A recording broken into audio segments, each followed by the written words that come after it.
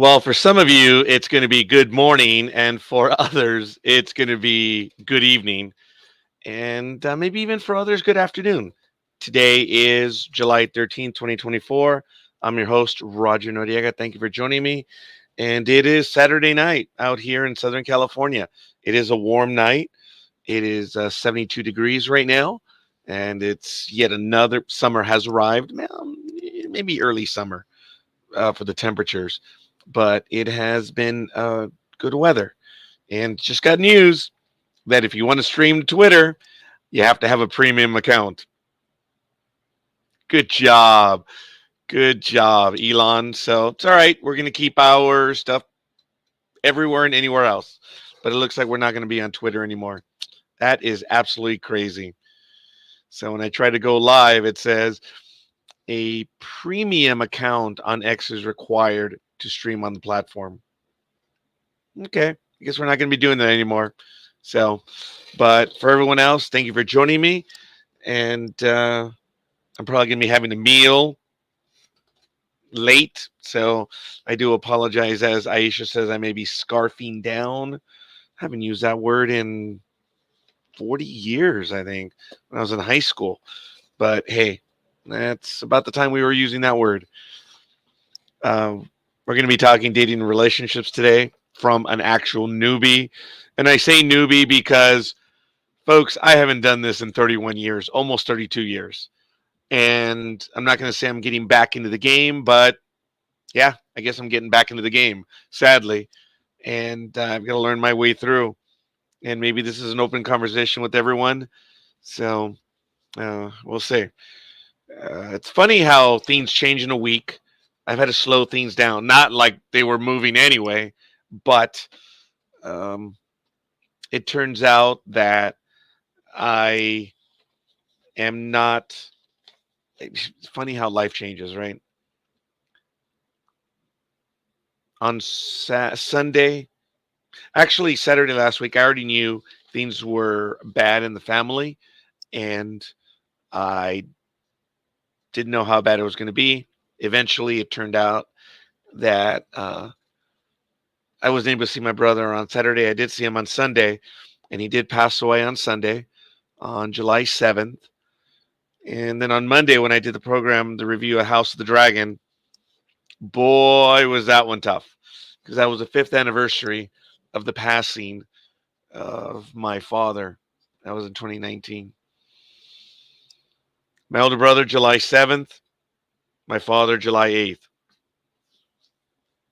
Not that I'm really thinking about it, but July 6th doesn't seem like a good number. July 9th would be okay. I don't know if you guys remember the old game. What was it? Where death is on an airplane and it follows a track and they're trying to figure out who's next, whatever. And I remember the second movie was a log, a truck. Uh, the logs get free. Well, I just remember that series of movies. There's like five of them. I think I have them on my video library. I should find that one out. But it's death gets interrupted in each movie, and they have to figure out what's going on. Well, on the DVD for the first movie, there was a death game, and it was rather unique because it had several questions, and it would give you a date.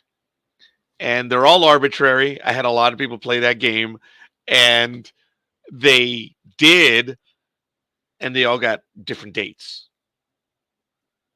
I played that stupid game three times, and all three dates were correct or the same.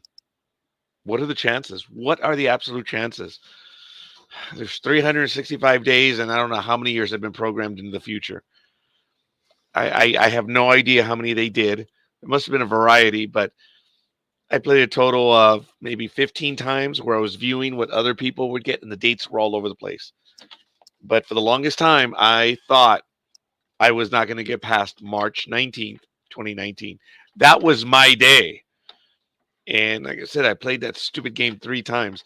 Not trying to be morbid right now, just it brought to mind that because of the events that have happened in the last few weeks. So trying to get through it. but having everyone assist, it's been good and it's been easy. But we'll get through that. I'm going to get my wild cherry Pepsi. Oh, there it is. I guess I need my drug. I'm going to take a quick sip. Wow. And I guess today this is my third episode doing this on Sunday night. And the topic is when you ask the question of the internet, because we ask the internet for almost everything.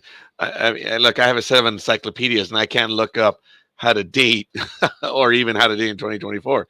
These encyclopedias go back to, a long time ago. So I don't know. But I asked the question, how to date in 2024. And one of the first items I found was at The Knot and its dating trends. So I decided to look it up, and I guess we're going to go over it right now. I'm giving them a shout out because I am reading from their material. I'm not making up any of it. So I'm going to put that one in the chat room so everyone can see it. TheKnot.com content, knot.com /content/dating -trends. So it's all there and available. Kind of cool. You can check it out. But the article is 2024 is about to hit different with these new relationship and dating trends. Like, okay, let's give this a shot. Dating in 2023 saw singles opting for sober dates, avoiding situations before you could swipe left, and chasing that elusive IRL meet cute. So what do 2024's love landscape and dating trends look like, the article asks. In short, couples are continuing to redefine and personalize their partnerships, because that's the one thing definitely Gen Zs love to do, and it's rewriting the book. And I guess many of us are following. As you know, if you're on the Facebook and you're signed up for the dating app on Facebook, you can only do it through your phone for some reason. Can't do it on a computer. But I did sign up. Actually, I've been on there for a long, long time. And it was too much on my profile. It was way too much. And I thank Hope for taking the time to work that with me so that I could come up with something better. And right away, for those of you that have been on the app, it gives you all these likes and you can match up with other people that have your similar likes. Well, good old schoolboy Roger put like 30 likes. It was way too much. So I narrowed it down. And I think my Facebook profile or on the dating app, it has, let's see. Oh, lo and behold, there's something on there. Oh, sorry. It's a friendship recommendation. So get this.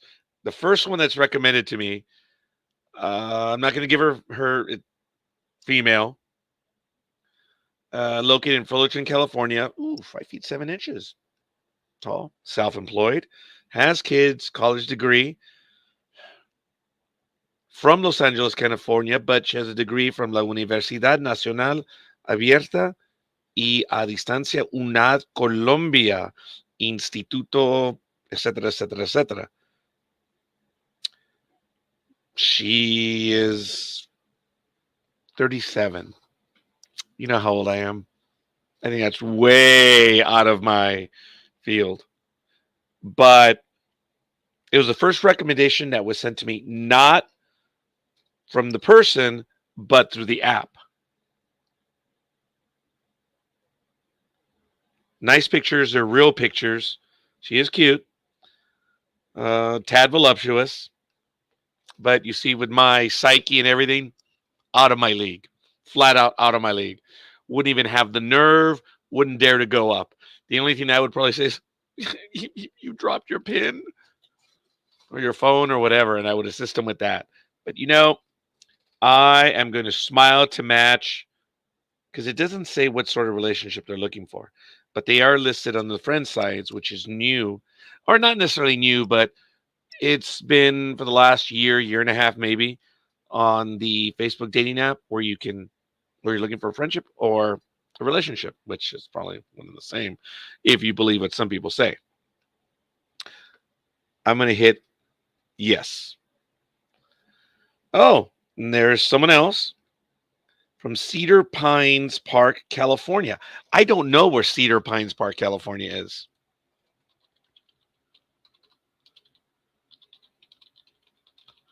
I'm going to check that out on Google.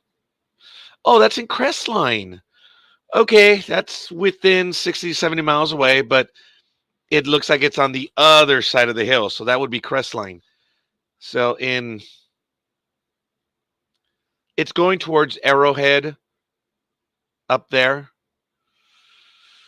It's a bit of a commute, hour and a half minimum. Here's a profile shot. It's nice. It's cute. It's 39.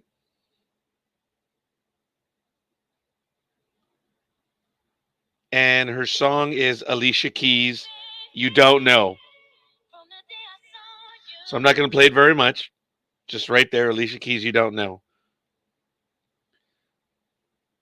Why is this on here? Her idea of a virtual date. Do people meet in person anymore?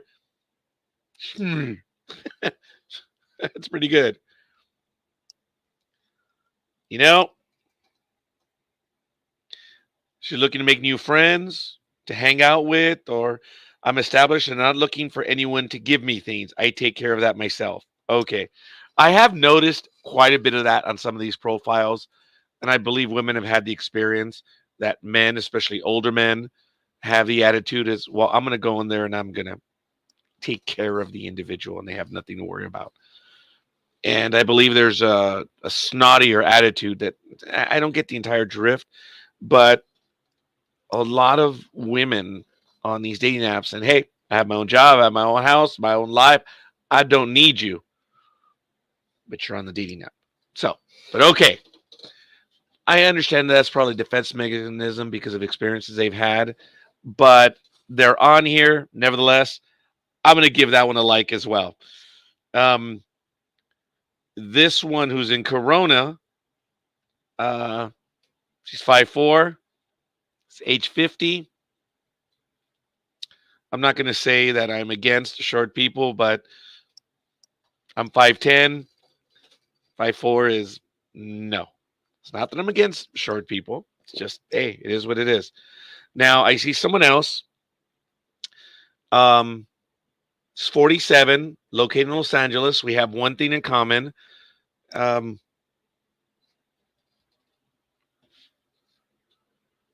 She's a very big girl. That's a no. I mean, very big. But I appreciate the honesty in the picture. And it was made clear to me that when we were going over my profile last time, that the picture that I have is, of course, with what my goddaughter gave me some years ago.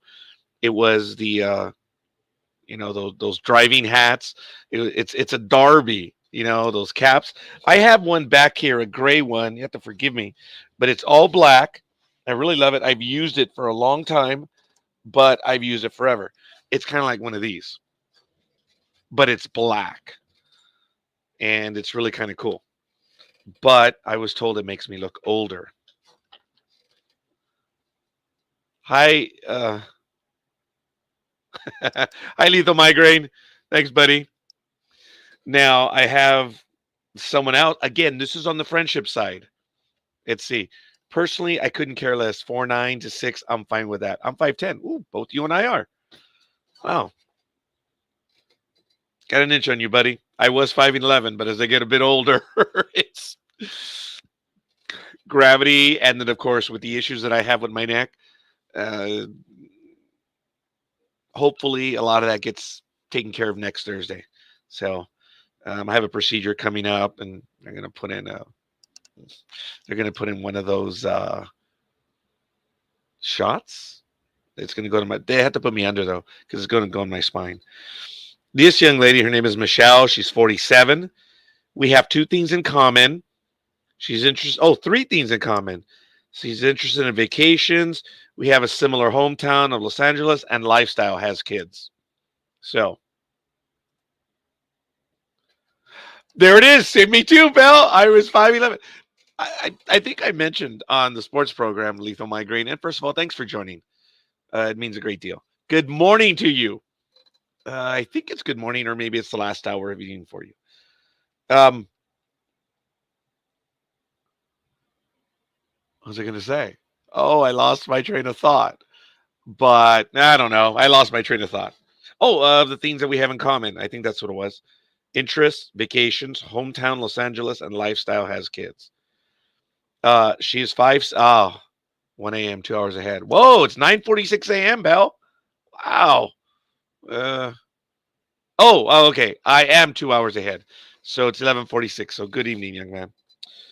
It's located in Los Angeles, 5 feet 6 inches. Head chef, doesn't smoke, has kids. Uh, English, sign language, and Spanish, from Southern California.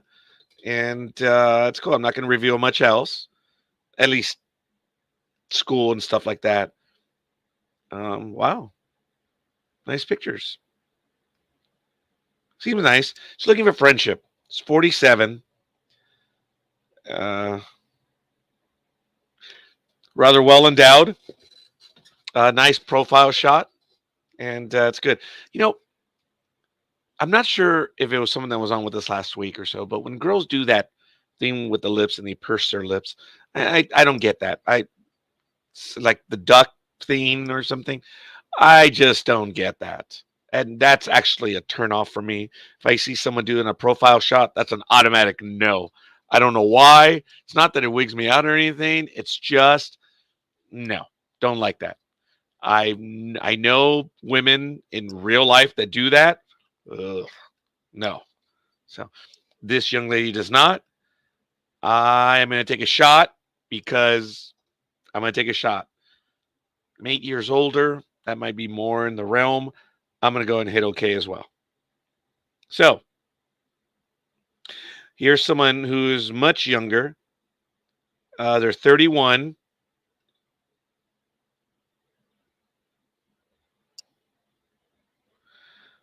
Does not say they're from Hilo, Hawaii, and does not say, and I cannot tell if they are male or female.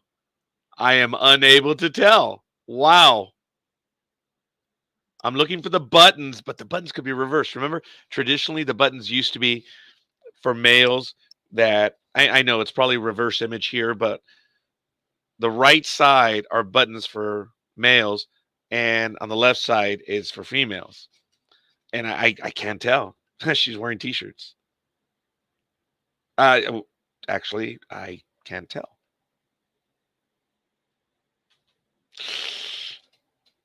That's a no. And then this young lady's in Santa Clarita. Um, I think I'm starting to determine I don't want to go that far either. And that Santa Clarita is about 50 to 60 miles away. About 50 miles. I don't think I want to do that anymore. Really don't want to do the drive. Oh, but excuse me. My mom says I'm way too picky. If you have face piercings, face tattoos, have a picture with your tongue out, you are automatically disqualified. Dude, oh my God. I mean, I, if a girl has a tattoo, I it's not there for me. I'm not interested. And I have to admit, there's some incredible ink out there, and it's amazing to me, but it's just not my sort of thing.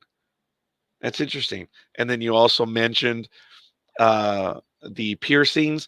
Yeah, I'm not. If they're into that kind of pain, that's a whole other thing that I don't know. I have been told by the younger kids what the tongue piercings can do and stuff like that, and other piercings. I get that, but that's just no. Lethal Migraine says, I don't mind ink, but neck up. What the hell are you doing with your life?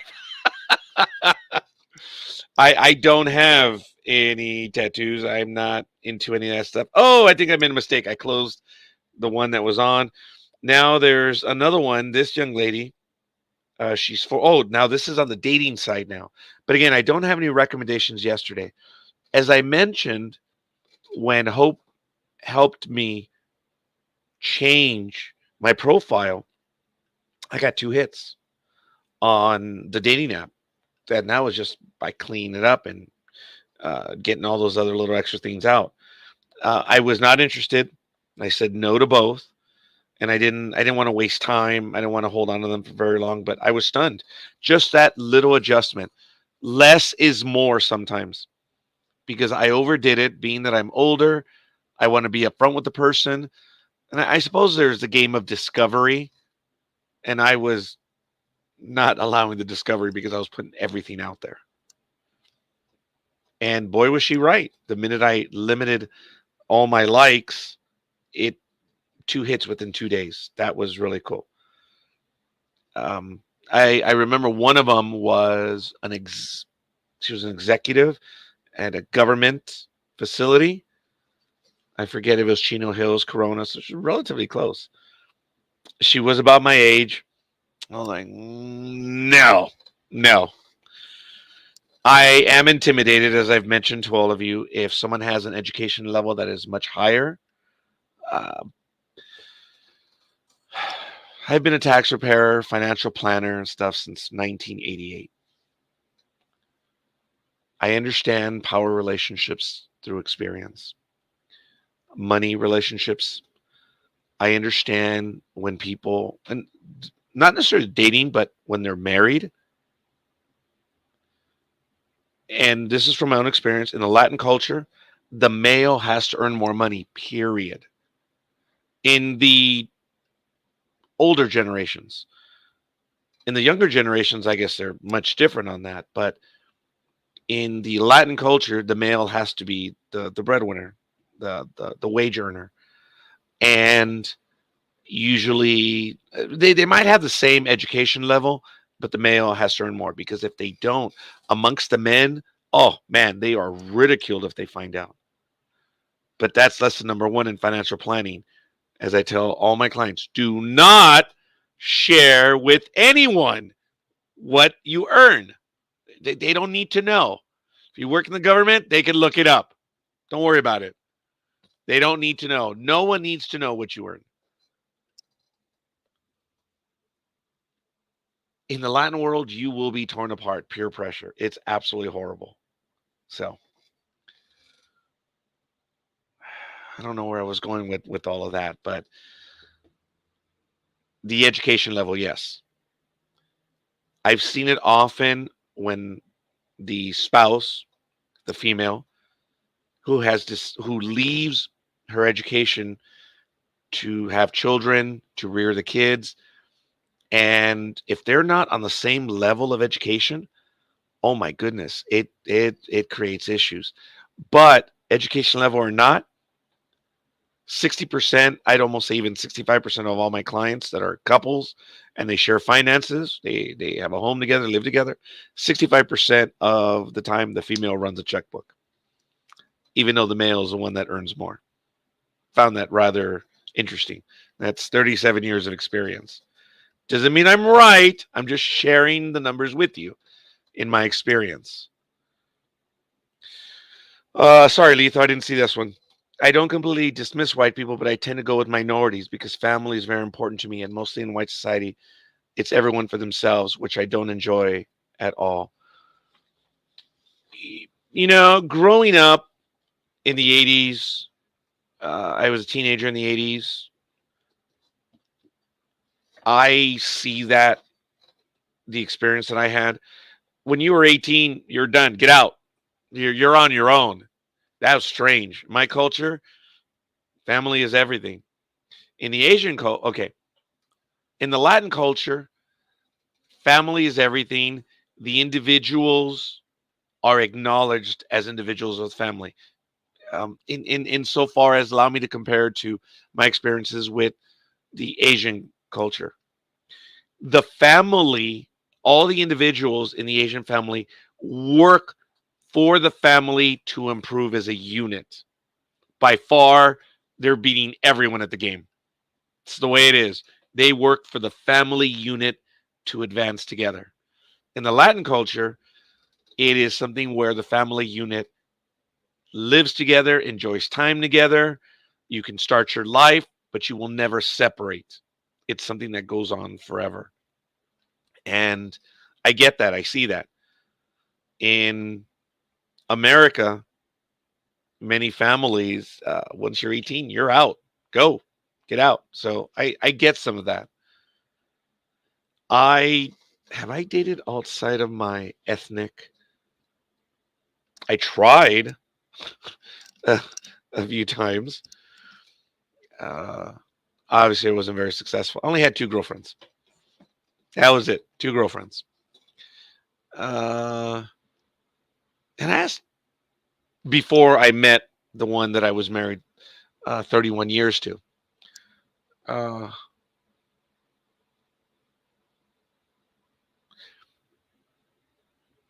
the first one was Latin. The second one was, I think she was Irish.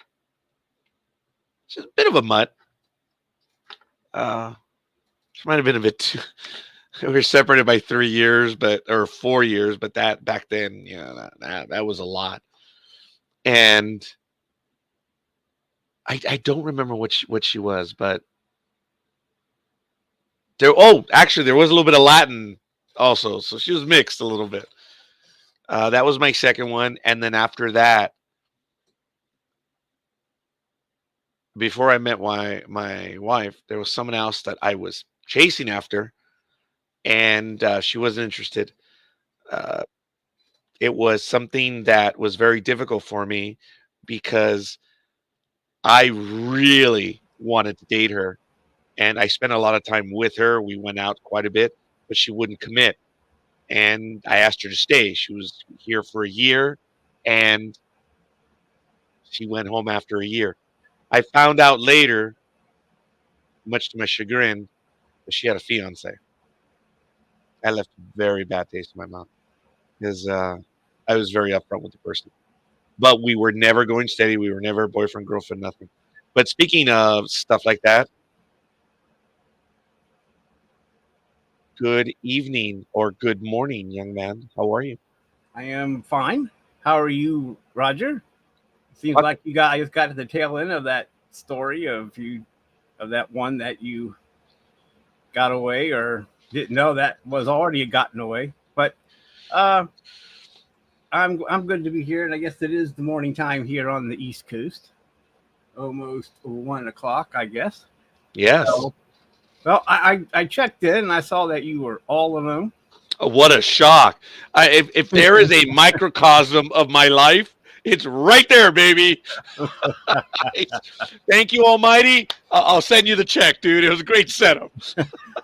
But so I thought, okay, I'll join him until I'll go ahead. I was there. I was here last week, and we were twinsies. This week we are not twinsies, but I did think about wearing a black T-shirt because I thought I thought you might. But have you ever seen Heartbreak Ridge with that Clint Eastwood movie? Yes. He's the drill sergeant, and they had you had to guess what shirt he was going to wear. Oh my gosh, yes, that was funny. So but I decided I'd go with a different shirt. That way, you wouldn't look like twinsies again. But it would have been kind of cool 2 weeks in a row. But anyway, as a matter of fact, folks, that was darn funny. We didn't even plan that. and what's funny is that I was watching it before I came on, didn't even realize, yellow shirt, but I didn't even. It's like, man, whatever. I just came on, and it's like, oh wow, we're twinsies. But that was funny. Did we have the same cap color also? It wasn't the shirt, right? We had the black ball caps. Oh, and that's right. We both wore glasses. Yeah. And we both have facial hair. Yeah. And that's about where it ends. And oh, the power just went out. He's not too far from you. He's out in the Great Lakes. The Lando Lakes, 10,000 lakes. That's his state. Minnesota? Yeah. Hopefully he's all right there. I do want to welcome everyone that's joining us, folks. We would love to hear your opinions. Today, we're talking about dating and relationships in 2024. And I was going over some items, which, of course, what a shock, tangent. But the question I asked the computer today is how to date in 2024. And it took me over to the article, which I already posted once before. And I'm going to go ahead and post it again. I'm glad, Lethal Migraine. He says, I'm good. I do enjoy a good thunderstorm. You know, you guys get a lot more than we do. And that's I'm envious of you guys. When we get a thunderstorm, we know about it like days in advance. And it's like maybe one a year, maybe. We don't get it all that time. That's when you time. know that your dancing paid off. That's even better. But yes, we do get rain. That's why we can grow things. But it's just, you know, different areas of the country. I mean, you live in the desert. We don't. So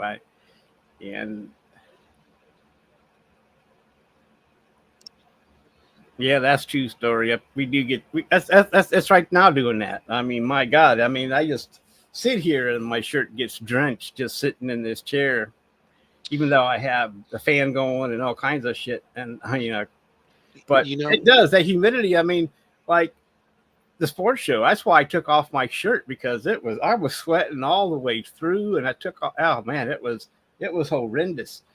So the humidity, like Lethal Migraine says, it's not as bad as Florida, but it still gets in the summertime, and we're in July right now, and we still have August to get through before we get through all this crap.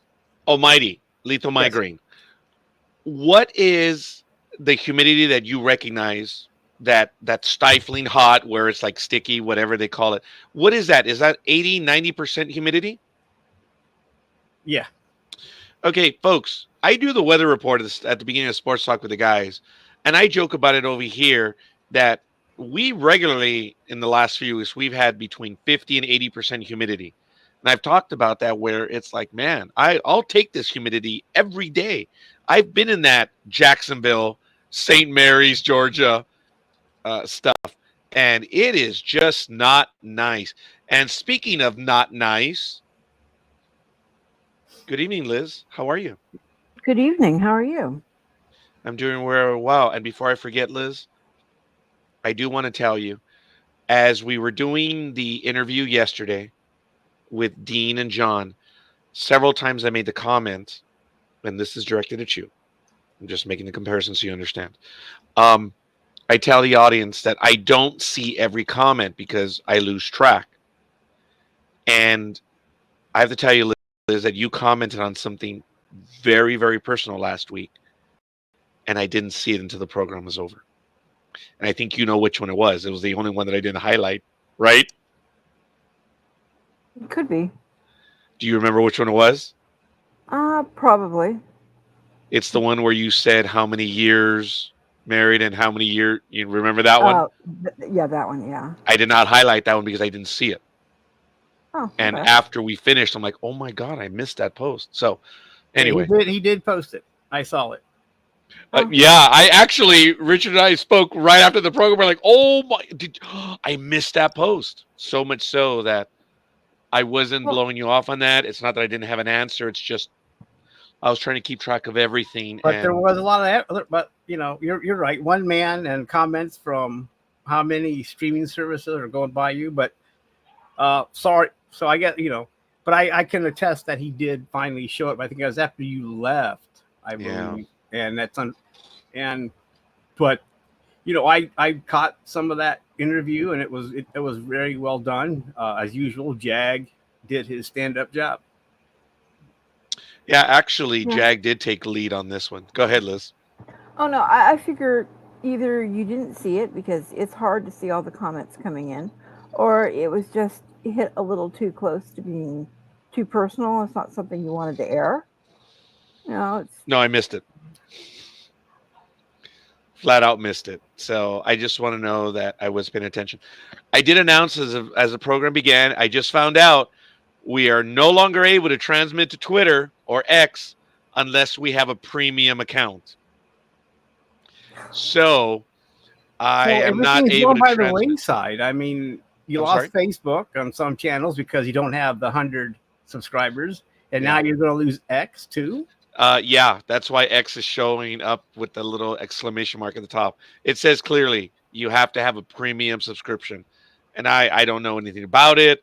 I'm not going to Wow. investigate. I'm not going to give my money to Elon Musk. Yeah, but I'm just saying it's all like a cascading effect because you eat the Facebook with the 100 subscribers, but you're fine with the main NDB Media main page. But like you said earlier, you don't have that amount of subscribers on the Sports Talk with the Guy YouTube page, Facebook page, right? Is that what you were No, saying? actually, the Facebook page, we're good. We have quite a few. I forget. We have more than 100. I forget how many, but Trekking Across the Universe does not, has less than 100. But the YouTube on Sports Talk with the Guys is like 4 subscribers. Yeah. It's So nothing on there. and you said did you say you were going to get rid of that? I'm not going to get rid of it. I'm just not going to transmit to it. Okay. So But you're trying to consolidate all of this into one NDB Media yeah, empire? we'll see. We'll see. But now that we've lost X, I don't know. So we're Well, still I'm just saying, it seems transmitting. like you're consolidating. That's cool. I mean, because maybe It that will help with narrows the audience. yeah. I mean, It makes it brought easier. I brought that up a year ago or so, and you ignored me. So Actually, Richard, I want to clarify something. I didn't ignore you. I blew you off. whatever. But Oh, was I supposed to say kidding? no, Yeah, you I know weren't. you're not kidding. But I'm just saying that consolidating that way you have subscribers going to one spot instead of spreading them out throughout different channels. Yes. But I mean, but it's hard. Like now you're trying to get those 1,000 that YouTube requires to do anything on their channel. And folks, let me tell you, a year ago we had 100 subscribers. We're now over 300. I think we're like at 320, 330. So I'm eternally grateful. Don't get me wrong. We are moving, but we are trying to get to 1,000 because once we get to 1,000, we can do a lot of stuff on there, which is really neat. I know we're going to get there. Just see how long it takes. Yeah.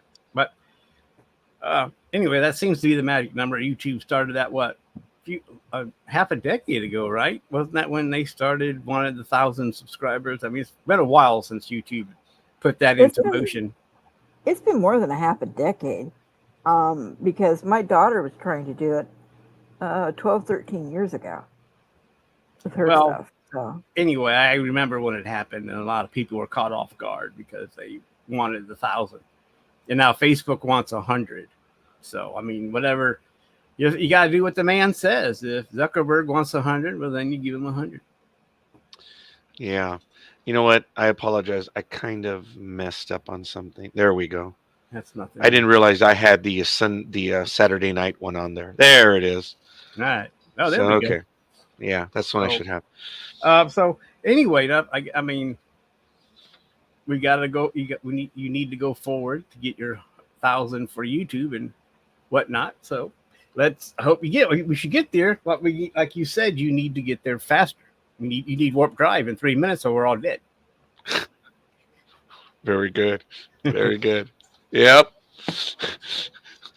Scotty, I need warp drive in 3 minutes, or we're all dead. Scotty, Mr. Zulu, get us out of here. Best possible speed. Yes, folks, I know it verbatim.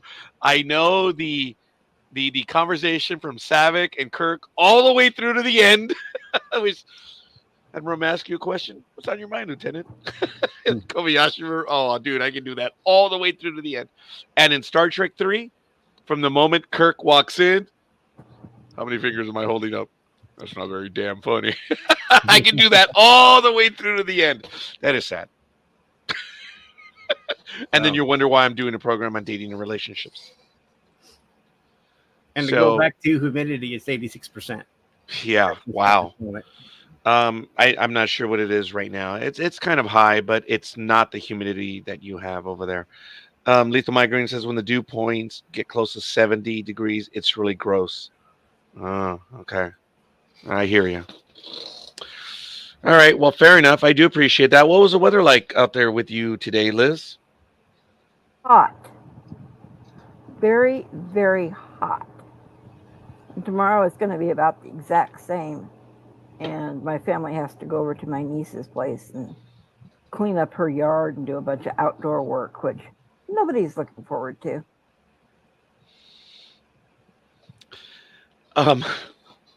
Switching gears real quick, I was thinking today because Hope did mention to me that she would not be available.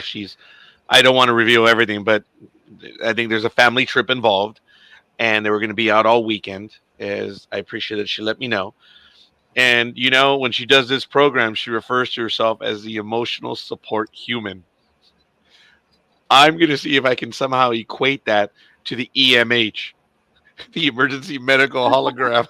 So when she shows up, I'm going to do something where the intro will be, computer, activate the ESH, the emotional support, and we'll bring her on. I think she would play along with that. I think she would. As long as she goes, please state the medical emergency. Nature of the medical emergency. Yeah, and in my case, I would never end. Poor thing would shut down after 3 minutes. Does not compute. Does not compute. Wow. Yeah. Wow. So hey, it is all good. I do want to welcome everyone that's watching us. We are disappointed that look, like I said, I don't know what's going on with Twitter. I don't know what a premium account is. I've never had it. I've never had to. And we have over 800 followers on Twitter. So that sucks. That's a long time. There's a lot of people. And our audience on Twitter was getting real big too. There were several programs where we had like 30 viewers and like 18 of them were Twitter. It's like, oh, come on. Well, look at our House of Dragons. I mean, we had well over 80. Yeah. Live. Yeah, but you know what? It is what it is. But look, I get told no on Twitter. I get told no in the real world, as I was talking about. I even joked. I don't know if Almighty knew this, but the young lady that I was just talking about, the one that I knew for a year before I knew my significant other, 31 years. Oh man, I was whipped. I was after her, and I let it be known. She was working at a local restaurant, and she was also taking care of who would eventually become family because of my marriage of my significant other. But she was only here for a year, and oh man, I dated that woman. She had an hourglass figure, and she was a bit aristocratic. It really surprised me. And there are things or quirks that she had, not necessarily quirks, but things that she would do that I do today. Whenever I took her out to a restaurant, whether it be McDonald's or it be a nice restaurant, I had to make that clear. When she would sit down, she would get one napkin, and it would be her placemat. She always did that. I thought that was. I'd never seen anyone do that anywhere. It didn't matter where it was. Didn't matter if it was high class or. I'm not saying McDonald's is low class, but even at McDonald's, she would put a napkin on her table, and I caught that, and I continued to do it. I still do it to this day, and it's definitely because of her. Oh, there are 3 tiers for Twitter. I think you would have to subscribe to the middle tier to stream video, which would be about $7 a month. All right, Lethal Migraine. I thank you for looking that up. So I'm okay. I'm going to have to investigate and see. So the big dog says he's sorry he's late. Okay. Sorry, big dog. Sorry that you're late. So I don't recall if Big Dog Better get met that her. pregnancy test in, Big Dog, if you're late. So Are you? Oh my goodness, is he late? Look, and the girl that I'm talking about, I think Big Dog actually met her Rutro. because I had a birthday party, and I think he went to it, and she was at. Oh, and I had pictures of that party, and when we got married, the pictures disappeared. All of the pictures with her in them were gone. I was like, man, I was kind of bummed. It was just a birthday one. The young lady before Maggie, did you ever meet her, Peter? Her name started with the letter O. Do you remember? Oh, Yeah, it was O. I told you she had an hourglass figure, man. She was cute. But like I said, she was a tad aristocratic. She, as I found, Big Dog. This is the one that worked at King Taco. That's the. There's a reason why I love King Taco, folks. So, um, there were so many. Whatever, Big Dog. Just before there were so many. I there were none. I had two girlfriends before my wife.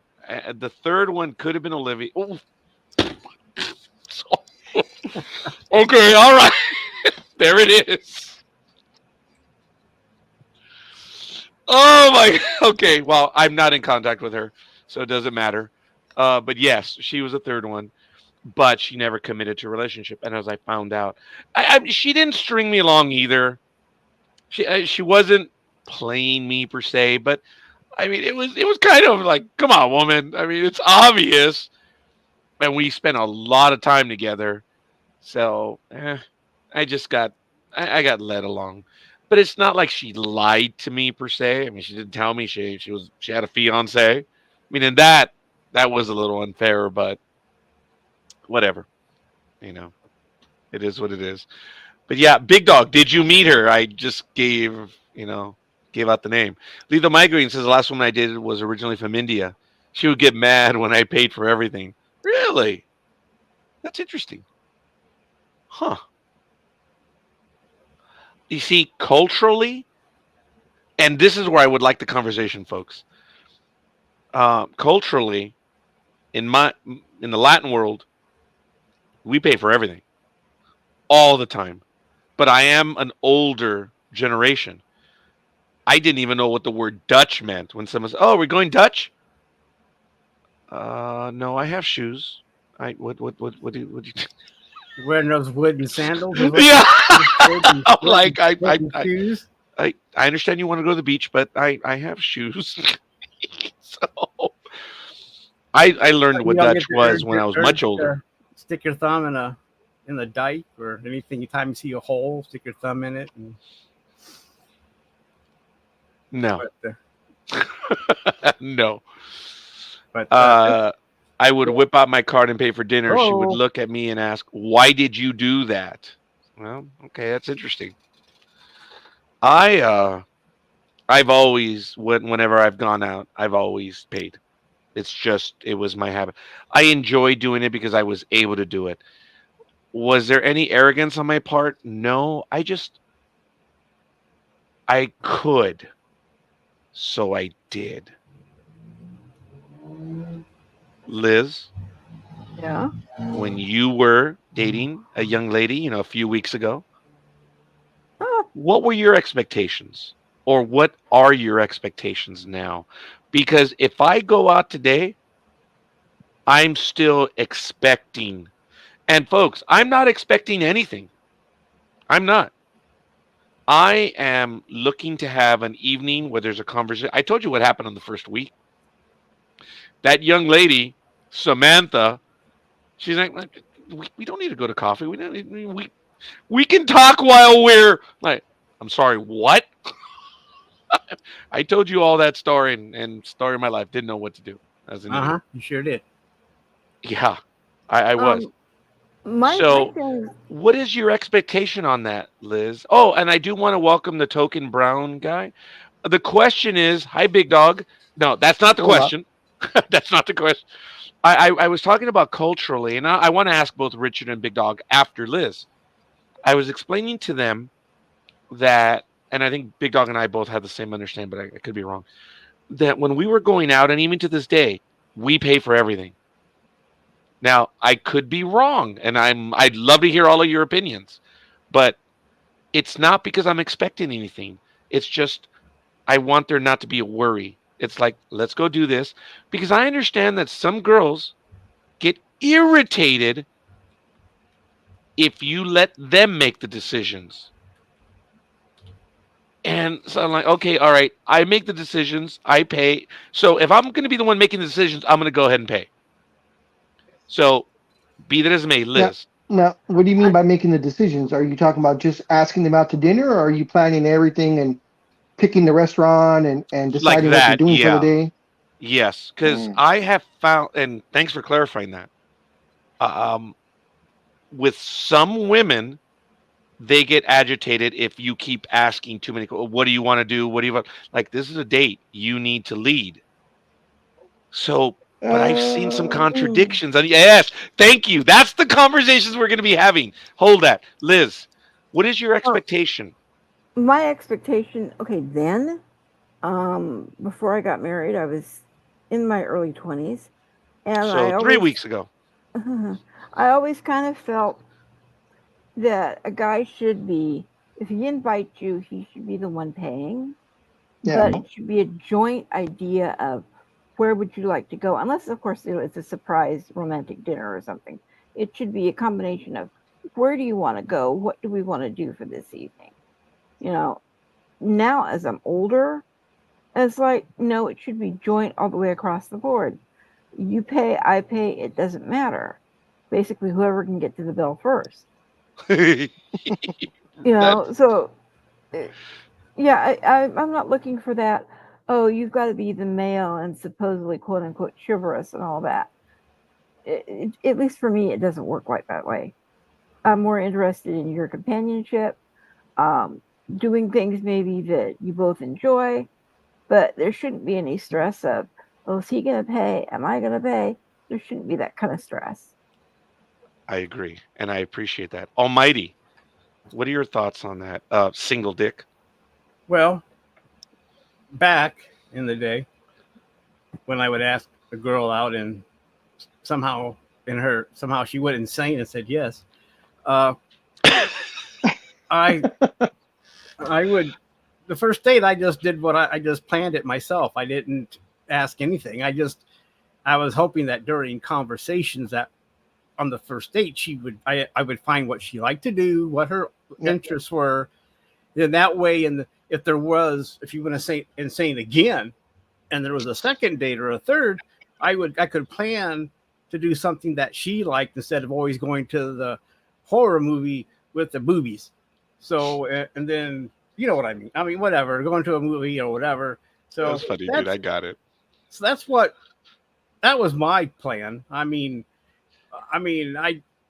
I just wanted to talk to her and get to know her more, and just it wasn't just me talking the whole time, hopefully. But but that was my strategy. And I not that I had some kind of thing where I'm trying to trick her or anything. I just wanted to get her interest. So if we went out again, we could just do what she wanted to do. And then next time we can do what I wanted to do. And then, third date, hey, you know what I want to do. Ah, so that's the underlying question. Third date. All right, that But will come anyway, in a little bit later. I'm just kidding. All kidding aside, that was that was me when I was dating. I mean, I don't know if I did it on purpose, but that was how I went. But anyway, that was my dating style back in the day. And plus, back in the day when we were dating, it was assumed that the man would take charge and do everything, unless the woman said something. But if she didn't say anything, you just whipped out your card and said, "Let's go here and let's do that." And so that was all there was to it. I mean, that was back then when you could actually, open car doors or open doors and not get a nasty face and, oh, you're such a creepo. Gen Zers and millennials. So, anyway, I'm done. Richard, I appreciate it, and I'm glad you guys have bought into this concept in this conversation. Thank you. Big Dog, please. What? I'm sure you wanted to jump in on that, did you not? What are your expectations? What were, and maybe today, if you are, what are your expectations? Okay, it all depends on if it's a first date or not. If it's a first date, then if I've asked her out, then yes, I'm gonna plan the whole thing myself, because you're still getting to know the person. But if you've been dating for a while, and then I think it's like like what Liz was saying, usually when you're first starting, it's usually the guy that pays. At least that's the way I am always. and then you want to do stuff that you both enjoy after, since you've been dating a couple of times, you're starting to know each other's likes and dislikes. So since you, of course, it's like Richard said, you want to continue the dates for more dates, you do stuff that you both want to do, or you both, like you switch out, okay, today we'll do this, or this time we'll do this, next time we'll do maybe something I enjoy a little bit more or whatever. But as far as like Richard was saying, or it was Liz, I wasn't quite sure, about opening the door, and that some girls don't like that. I'm not going to change. That's the way I was brought up. And if you're dating me, that's the way I'm going to treat you. And if you have problems with it, then that's going to be my answer, is I'm not going to change. This is the way I was brought up. Open the doors. You open the door for the girl, so she goes in first. You open the car door, whatever. That's just the way I was brought up, and I don't mind doing that. And if, the new age, I don't need a man, and all this other stuff, okay, that's fine. But this is the way I am. So if you don't like that, then I guess we can, this will be the last date. Because I'm not going to change my ways. I wouldn't expect her to change her ways to, accommodate me, to like her better. And I'm not going to change my ways so that she's going to like me better, because, your original ways, or the ways you were brought up, or your personality, your original personality is always going to come out sooner or later. I'd like to follow up with that, Big Dog, out of curiosity. When Lethal Migraine was talking about, she would ask, and why did you do that? His answer was, look, that's exactly it. But when she demanded an answer, I would say, you have a daughter to take care of and a mortgage to pay. I'm on my own. I can afford to do it. And then, now that's not the right wording to tell someone. So you're in essence, you're trying to pull your superiority over that person, saying, well, I have more money than you, so you can't afford really to go out, so I'm going to pay for you. The way that was worded is, you have a daughter, you have a mortgage, I'm single, I can afford it. So you're saying she can't afford it? That would piss me off. Yeah, see? My date told me that. That would, no. Yeah, I'd be Lethal like, Migraine, you have to. Sorry, Big Dog. It'd be like, who are you to tell me what I can and cannot afford? But, okay, the only one caveat is, when we were talking a moment ago, it was, why do you pay? And the way I took it, and I'm wrong, I think I'm with Lethal Migraine on it, it's like, it's because you've chosen to go on a date with me. You have responsibilities. You handle those responsibilities. I can. But you don't tell that person that. Okay, fair enough. Yes, all right. You don't go and tell a person, oh, well, I have more money than you, so that's why I'm paying. That's the way they're going to take it. That's why Liz was saying, I'd be pissed if he told me that. If a guy told me that. You see, I don't know if in the situation of Lethal Migraine, if she earns more. It doesn't matter. You don't bring that kind of stuff up when you're first dating. You don't bring money up, say, oh, I have more money than you, or you have more money than me. That is an automatic fight and a red flag, and most likely, if you just start a date, you don't get another date after that. Okay, exactly. and that's fair, but that wasn't at the start of the date. See, that's why. Okay, Liz, you're right on. Big Dog, I think you're right on too. I think a tiny nuance that was missed was when he said his comment that after numerous times, and she would finally demand an answer, he would finally answer, look, I get it. I see what's going on, and this is the way it is. And, But you don't tell the person that, Raj. That's just it.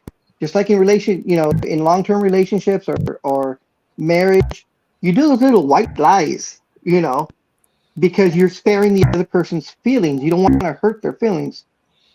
Would you like to have been told if you were dating a woman and she said, well, I make more money than you, I know you're living paycheck to paycheck, so I'm going to pay. How would you feel? Okay, well, that was last year. So I don't know. You want to know? If you want to joke about it, then we can joke. But I mean, you want to talk seriously, so let's talk seriously. If no, Big Dog, I was saying, how do you my feel? answer was I don't know. But last year I was in that situation. So okay, if a female tells you that, say, well, you have a mortgage, you have kids, I have money, and I know you're struggling, so I'll pay because I can afford it. I cannot abide by that. What's that, Richard? And I could not abide by that. I know. mean, Yeah, that's what I'm saying. So I mean, it's just where the time period that I grew up in, where if you and I never came across. I mean, I never came across a situation where a woman I didn't date a lot. I mean, 100 women or anything, but they didn't mind me doing the gentlemanly Yeah. things back then. So I didn't have any problems with that back here in this part of the country, or I guess. But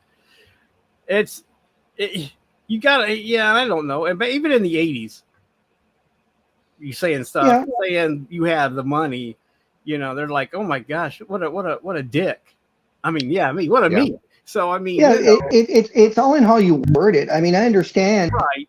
that even if that's the way you feel or whatever, but if that married has the obligations and the whole thing.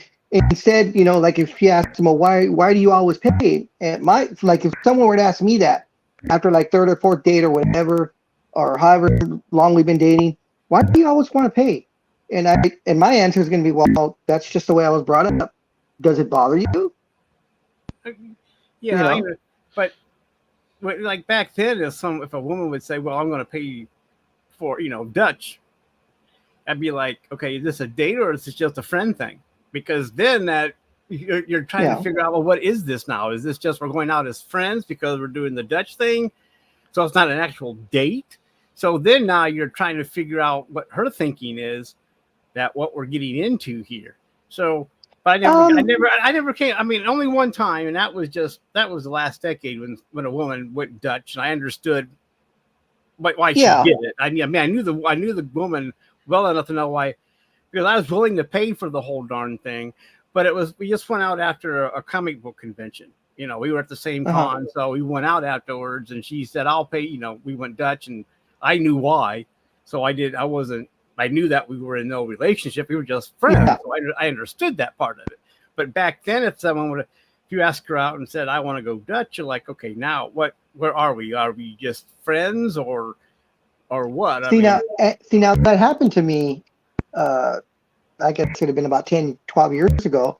And it's a person Roger knows. It was a mutual thrifty person who actually Roger, I think, was infatuated with, that I went out with for a couple of months. And we went out and she's like, okay, we're going to go Dutch. And I was like, no, this is a date, right? And she's like, yeah. And I'm like, well, that's just the way. And she's like, no. She's like, it's not fair that you pay all the time. You paid the last couple of times.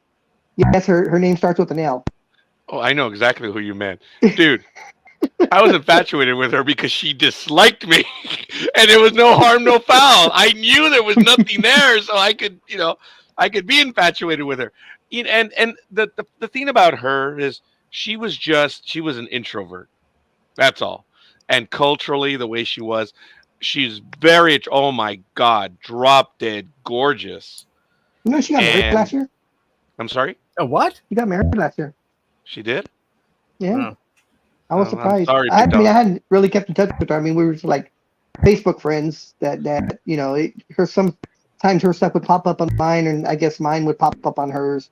And, every like year or so, it'd be like, hey, how's it going? Hope the family's fine. That's about it. She was really nice. She was very professional. I enjoyed working with her. It was very easy on the eyes. There was no problem whatsoever. But she never warmed up to me. And I'm like, okay, that's fine. No problem. She's not lazy. She's thrifty at Thrifties. And she was real good at what she did. I enjoyed working with her, but that would be it. Was she attractive? Oh, for the love of God, yes. So when the Big Dog told me that he was actually going to go on a date with her, I was like, wow, Big Dog, you go. And then when he said, we're going Dutch, yeah, I think he told me after. I was like, and that's what I was talking about 15 minutes ago when someone told me Dutch. I'm like, huh? But What that the was hell her does thing, that though. mean? I mean, she was very headstrong. Not headstrong, I guess, is not the right wording. That's just the way she was, and she was so independent. So having someone pay for her, and her previous boyfriend, I guess, wouldn't hardly pay for anything. So the fact that I was doing it, and not really expecting anything afterwards, although that came later, but so I think it was just.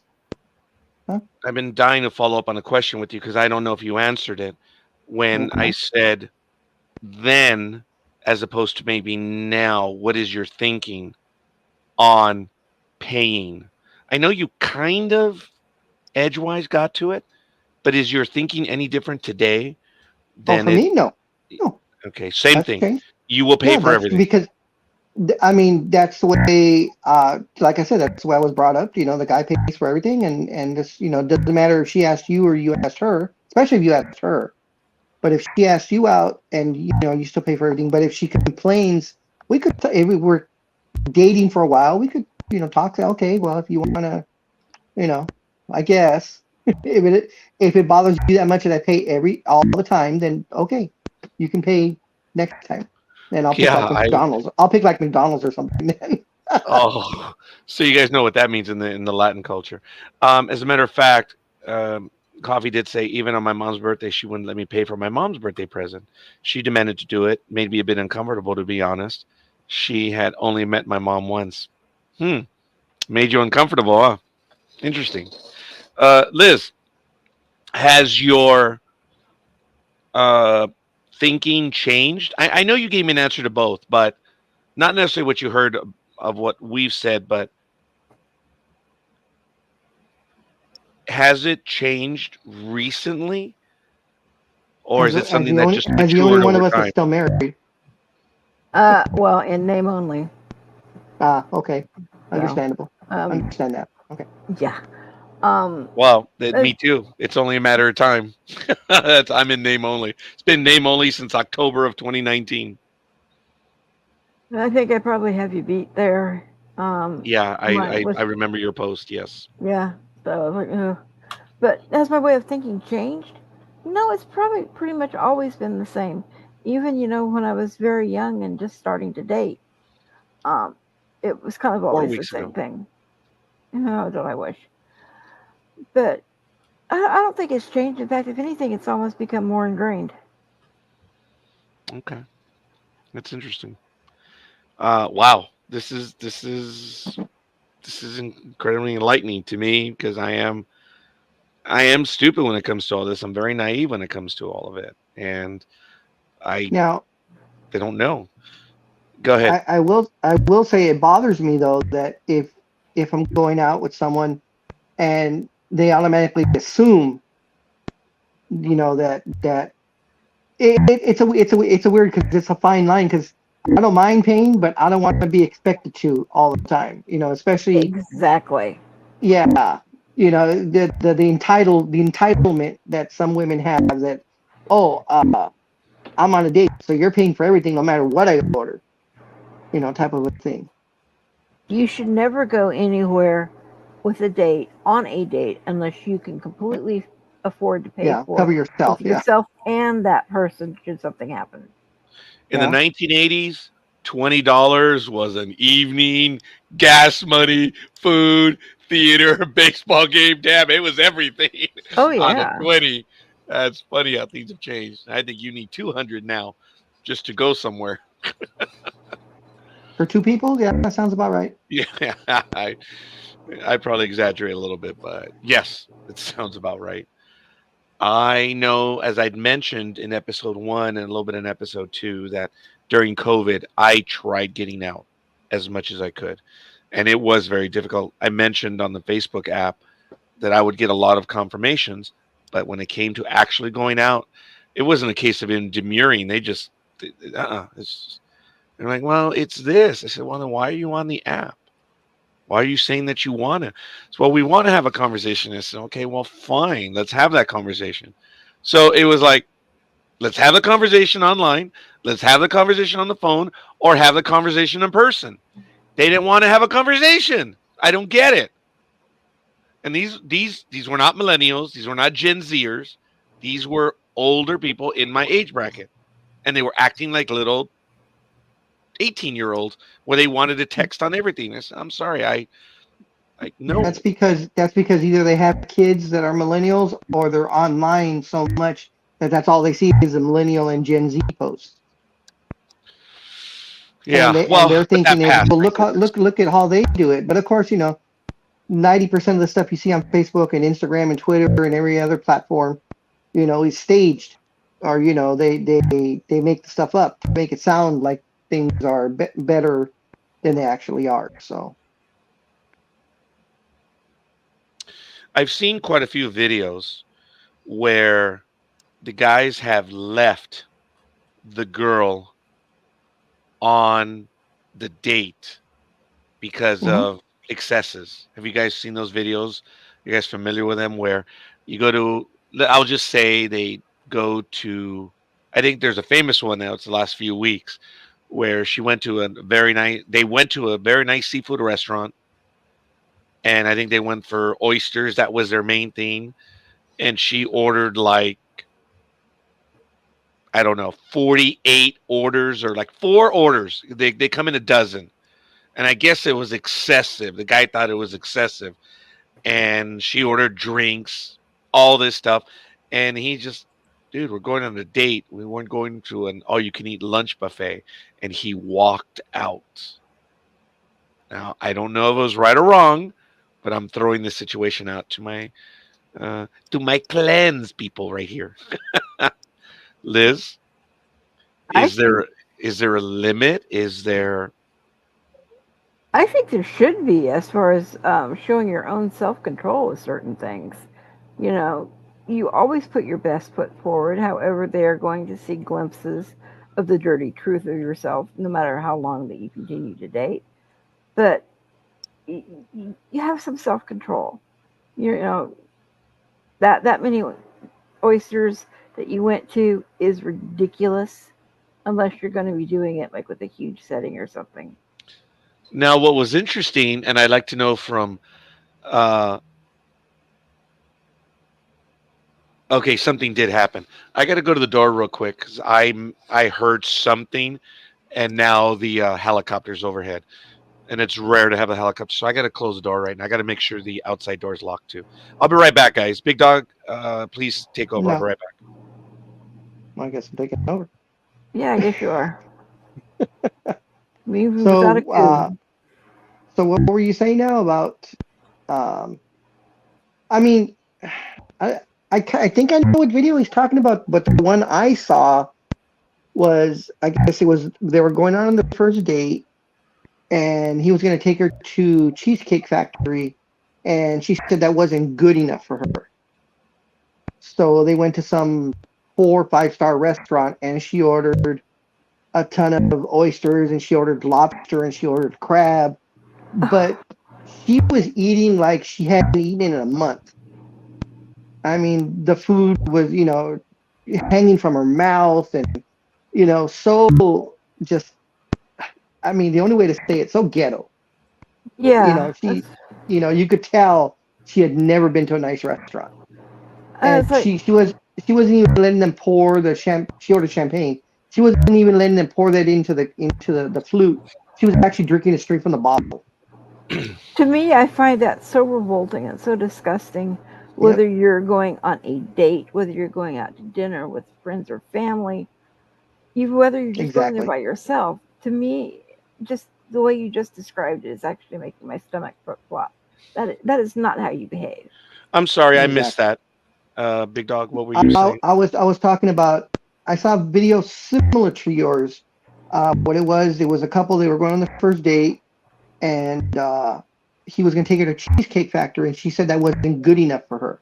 Oh, so I saw that video, yes. So he takes her to like a 4 or 5-star restaurant, and she ordered oyster, she ordered lobster, she ordered crab, champagne, the whole thing, but she was eating like she hadn't eaten in a month. Food was dangling from her mouth. She actually ate the lobster. She didn't crack it open. She just grabbed the whole thing and bit into it, shell and all, and then was picking the shells out of her mouth. And, and like I said, the only way to describe it was she was just ghetto. That was the only way to describe it. You could tell she had never been to a nice restaurant. She was even drinking the champagne out of the bottle. She wasn't even letting them pour it into the flute. I saw a video where she looked nice. She was well dressed, and she was filming the date. That's number one. and she Okay. said, Does this merit the Cheesecake Factory? I Oh, is that when saw they're in the where car? yes. They're in the car, and she said, "Yeah, I saw So that one." that's a And different he one drops then, her, and right? he drops her off, Yeah, which he's I thought like, was what's wrong the with the perfect cheesecake? thing to do. Yeah, I okay, would have done the so same. You know what? that You know one's what? different Cheesecake than the Factory, one you good were enough for talking me. about. Yeah, No, this is a different video that I was right. talking So about. that's the different one. Okay, yeah. I saw that one But as well, and I thought I that was saw the one great. with the car where she's like, look at me, and I, this is not for a Cheesecake Factory. And I'm looking at her and going, you ain't all that, girl. And she's Trust me, you ain't. filming, and then the Mm-hmm. guy sits down, and he's like, "What are you doing?" And she's like, "Well, look, I this is not for the Cheesecake Factory." And the guy's like, "What? What the?" Wow. I think the Cheesecake Factory was a nice little place. First time to go out. That's great. Mm-hmm. But Wow. yeah, That's she wanted the entitled, 5-star dude. meal. So I love the fact that she posted it and everybody was on the guy's side. I don't know if you went and read the comments. All the No, comments were on his all the comments were on his side, even though she posted the video. Because her thing was, can you believe this guy? Look what he did to me. And I'd say 95% of the comments were like, you deserve it. I wouldn't even have picked you up. the way that I found out about that was on one of those commentary videos. Oh, huh. And Oh, and okay, then yeah, I yeah. went to go see the original one. Lethal Migraine says, I've never been. Does Cheesecake Factory have good food? I think with the Cheesecake Factory, it's variety, and the cheesecake, unfortunately, is really good. But Lethal, their menu is about 7 pages or 8 pages of food, and then yeah, about another 4 or 5 pages of cheesecakes. yeah, it's variety. But is the food good? The answer, Yes. in my humble opinion, don't you hate when people say, "Well, in my opinion," I'm like, really? No shit. Yes, it's good. That's where Penny worked That's on right. the Big Bang Theory. So Now, I've been to the Cheesecake Factory in Hollywood. I haven't been to the one in Pasadena, which I think the joke was it closed, didn't it? Big Talk, the Pasadena one. No, I thought it was still open. I thought it was because I thought that was like Yeah, I one of the don't most know. popular spots. Yeah, It's on the corner of Colorado and Los Robles. I think it's right on the corner. yeah. So unnecessary. Have a small menu and make it elite. Well, they're doing well. It is a lot to choose from. It is really cool. So, but anyway, we did see those videos. Did you see that one, Liz? The one that we're talking about, where the young lady was actually filming the video? Oh yeah. The day. Oh yeah. So was she in the right or the wrong? Oh, so horribly in the wrong. I don't even know how to put it into words. I do remember that I had a similar situation in 2015. I was working at H&R Block, and I think I may still have the email. After one day of work, all the taxpayers were having a meeting, and the office manager said that someone hit on her because of her last name. He says, "Oh my God, your name sounds like a refreshing drink," and I forget what her last name was. I think it was Persian. It was a unique name, and he said, "Oh wow, that's a refreshing drink." And I said, "Oh, did that happen today?" She's like, "Yeah." And I said, "Oh," and I went to my desk and I printed the email, and they were all like, "The client that I met, I remember her, and she said, thank you. This and this, and she asked to go on a date with me." And I was like surprised. I was like, okay, well, fine. She might make a good client long term. I'll take her out to lunch or something. So I recommended a restaurant, or she was unavailable. So we're going to go in the evening after one day. We're going to go to a restaurant. And I mentioned, I think I'm at that restaurant, the steak place that we were talking about earlier, Big Dog. Either Oh, Outback. not Outback, the other one. It is another steak plate. Something. I'll see if I can Black find it Angus? right. Black Angus, yes. I don't know what you guys think of that restaurant. I think it's a I like it. it's a little nicer. I mentioned either going to Red Lobster or Black Angus, and she's like, "No, why am I going to go there? It's a better place." She mentioned another restaurant, and I was like, "No." I knew the restaurant she was talking about, and I was like, No, that was $100 a plate. I forget where in the Ontario Mills, which restaurant she was talking about. And I was like, woman, I just wanted to go out and have a conversation. Since you had prepared her taxes, was that in her tax bracket type of a restaurant? No, Oh, okay. no. Because you know what I'm saying. Because I mean, if she's making, or a person is making, 150, 200 G's, of course their tastes in the restaurants are going to be a little bit higher than ours. But and that's true. And I commented about that on Sports Talk with the guys, that I know someone that's way Yeah, above my pay yeah. range, But Yeah, your no. avocado toast. And she, yeah, very good.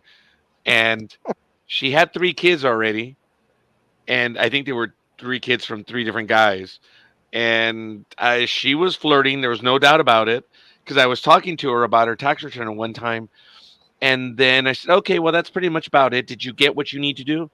Oh, no, I was just lost in your voice. Oh, she was looking for baby daddy number 4. Yep. Yeah, she was. She was looking for baby daddy number 4. And she was nice. She really was. And but Oh, damn. what? That's why we stopped dating. Did I tell you about that one, Big Dog? The one in No, H&R? with me that I stopped dating with L. Really? That's what she got. She wanted a child. She wanted another kid, and I was like, no, not for me. I already have my 3. I already have 3. You said no for that? I was not prepared to go through all that again, because I would have been in my late 40s, because this was at least about 10 years ago. So no, sorry. But there's Well. ways to protect yourself from becoming another daddy, right? You know that. Yes. Yeah, no, but that was No, that she told me she wanted another child. She actually And wanted a if I relationship wasn't- with him. And if I didn't want to have another kid, then she didn't see us going forward. So Wow. yeah, I was like, let me think about it, and then I was like, no, I'm not. Stupid me with his oh. Yeah, no. Lady needs to wear a sign around her neck so guys don't start getting involved emotionally after 2 or 3 dates. Are you telling me I have to wear something?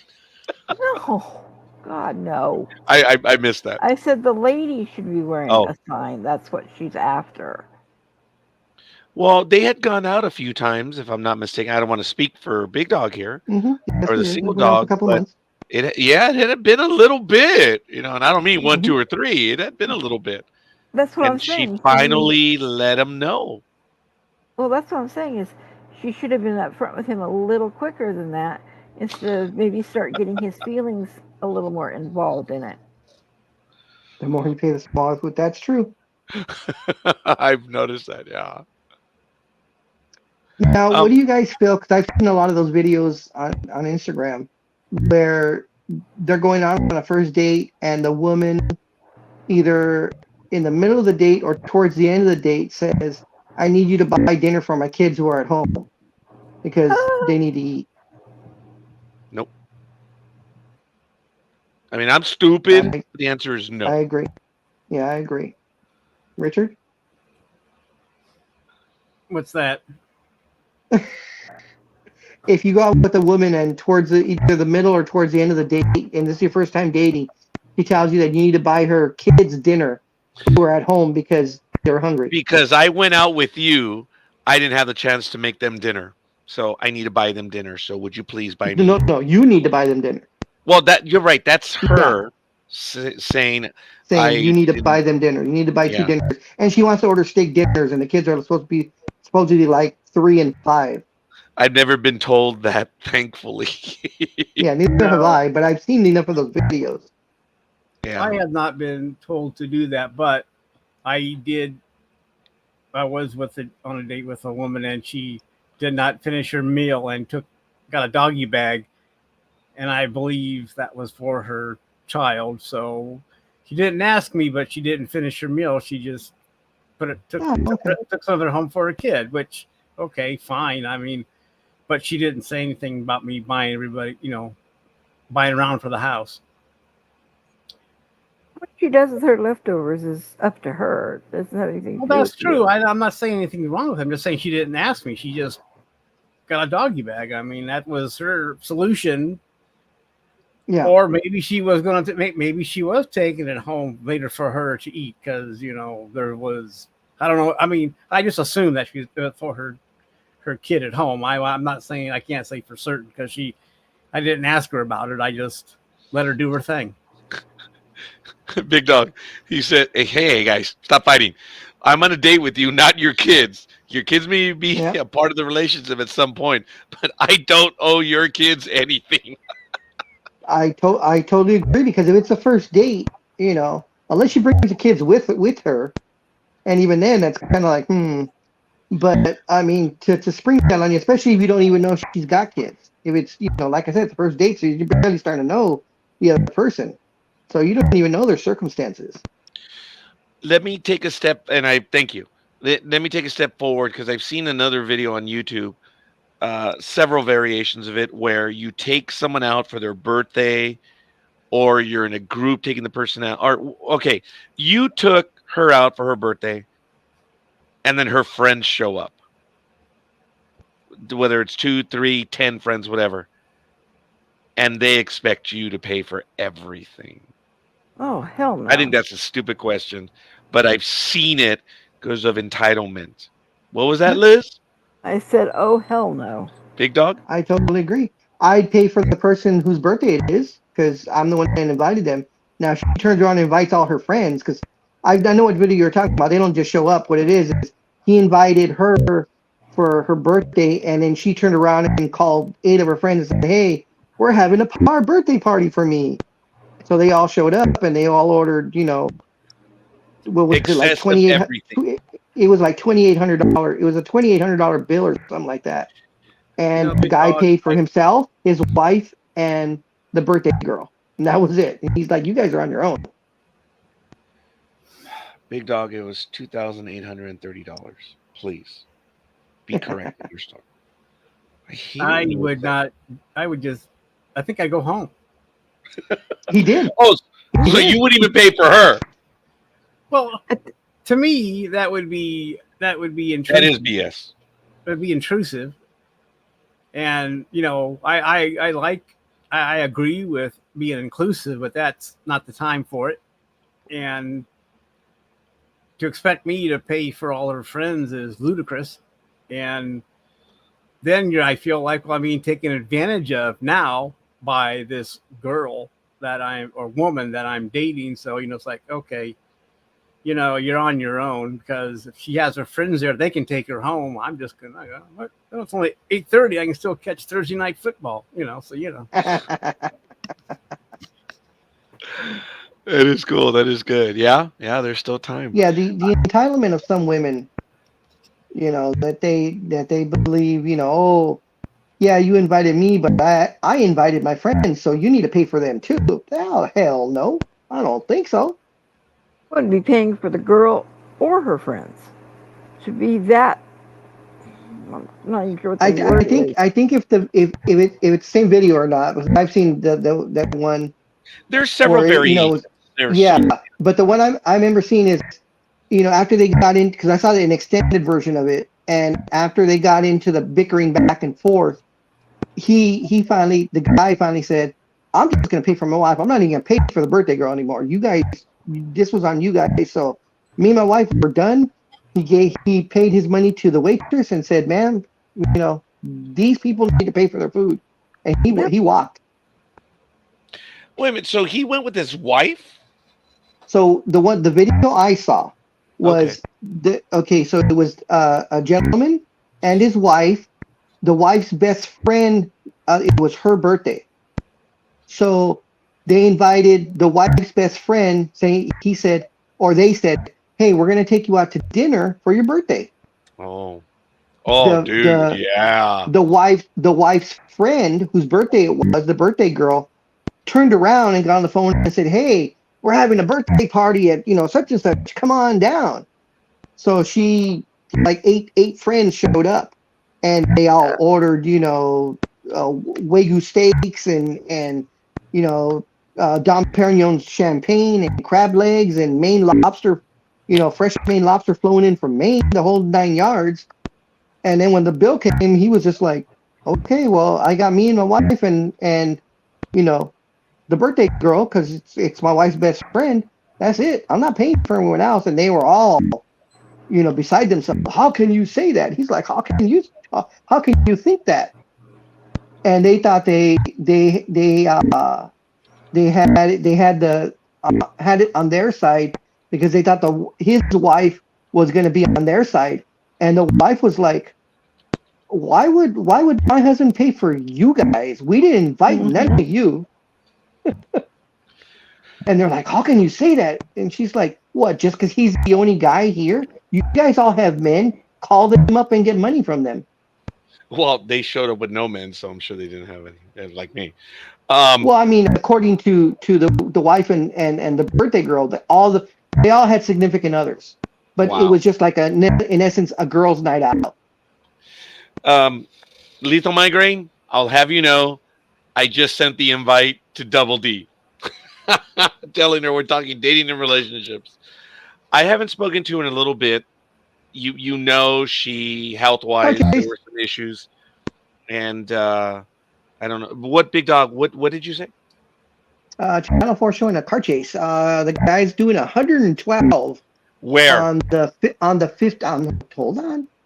15 near Rancho, right Guys, here by us. I told you the helicopter was overhead a little while ago. I heard something, and the helicopter was flying overhead. Yeah, I can see that. Wow. Yeah, Big Dog gets the text messages whenever there's a car chase in Southern California. Well, I got the car chase thing about 20 minutes ago, but I didn't want to leave you guys. But the news is on because it's 11 o'clock. So I put the news is in the background, and they were showing the car chase. Now they're going to talk about the assassination attempt. Yeah. Yeah, that was kind of scary. Yeah.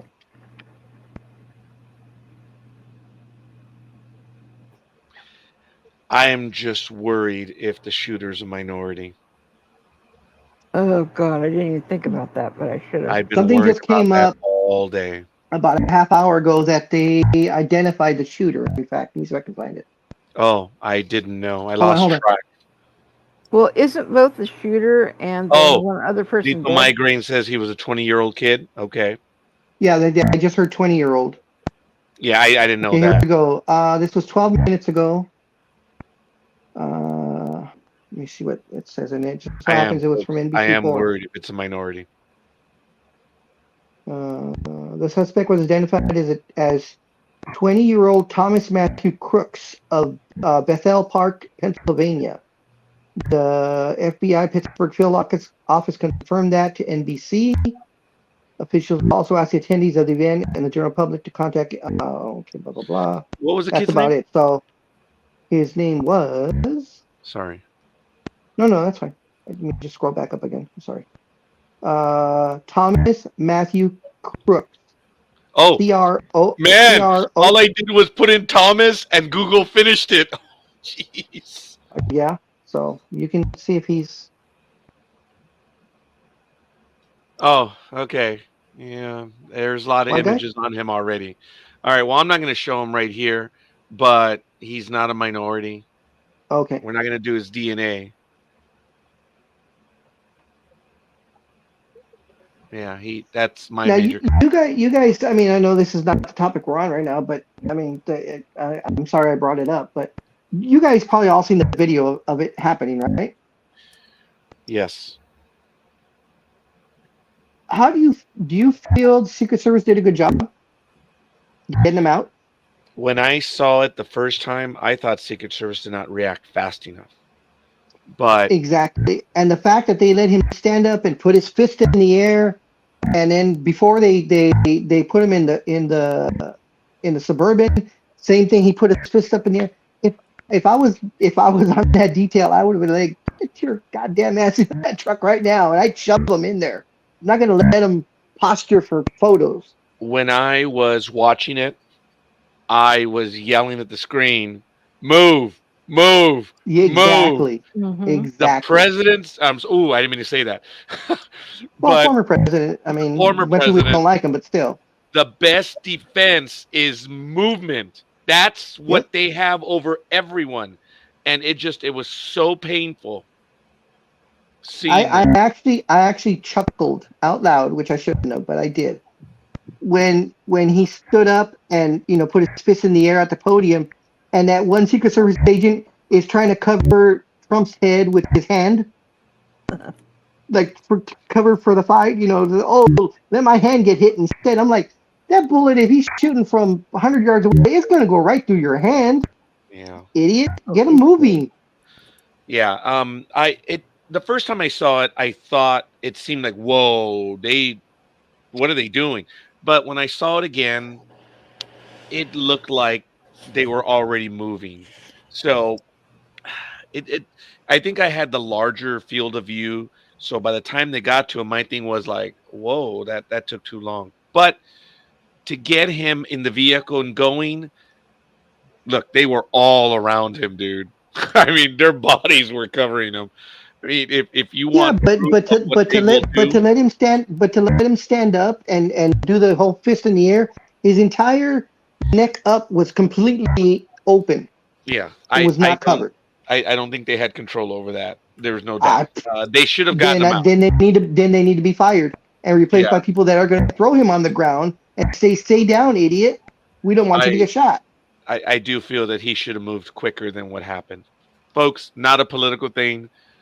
This is history. It's happened, unfortunately, and we're going to drop it right after this. Yeah, back to relationships. We are in a powder keg right now.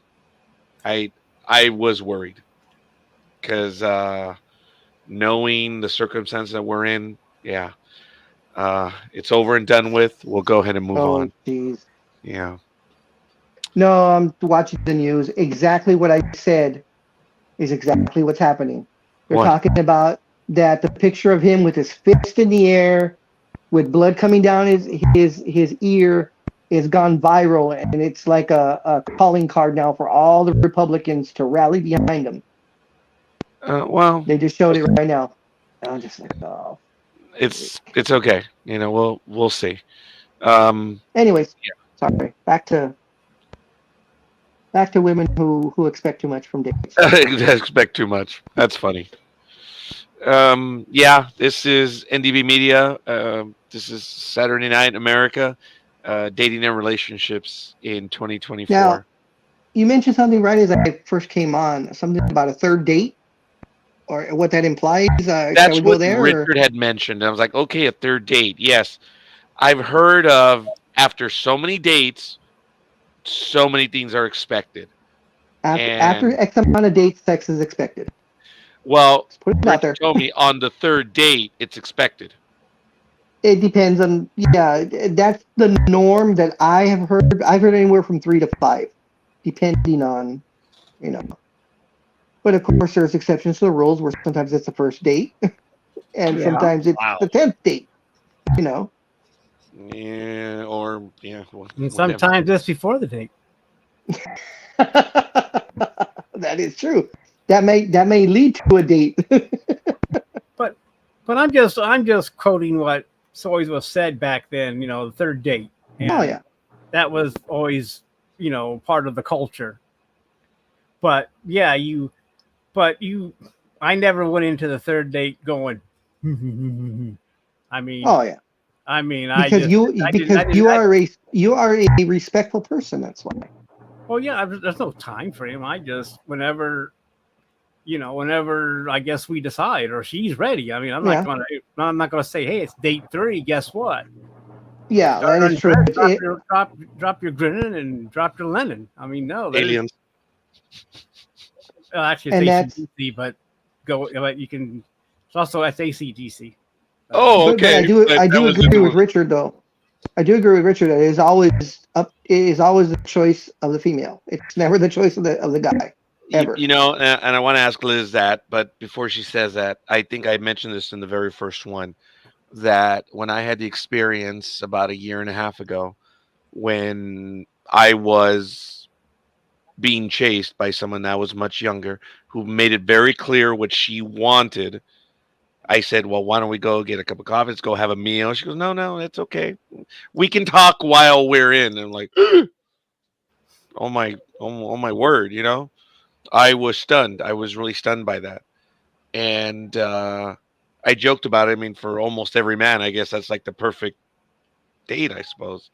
I wanted to get to know the person. It was kind of funny.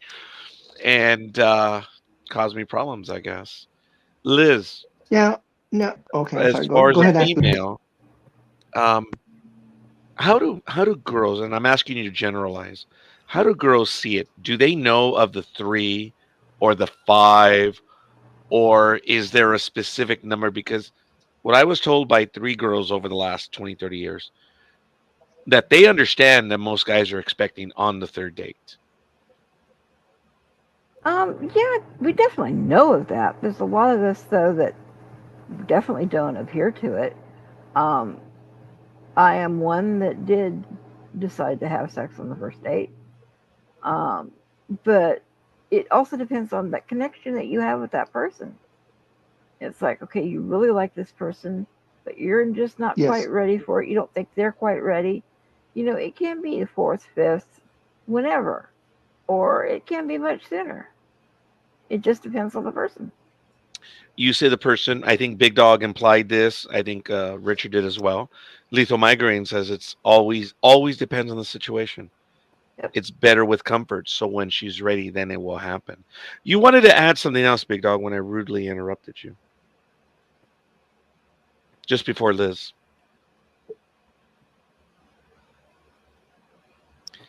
Did I lose a Big Dog?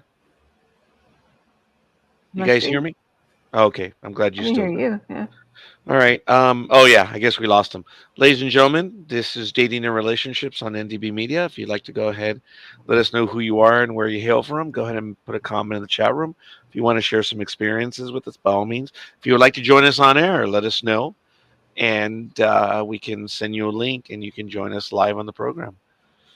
And I have to tell you what Richard, Peter, and Liz have been sharing. Even for me, it's elucidating. I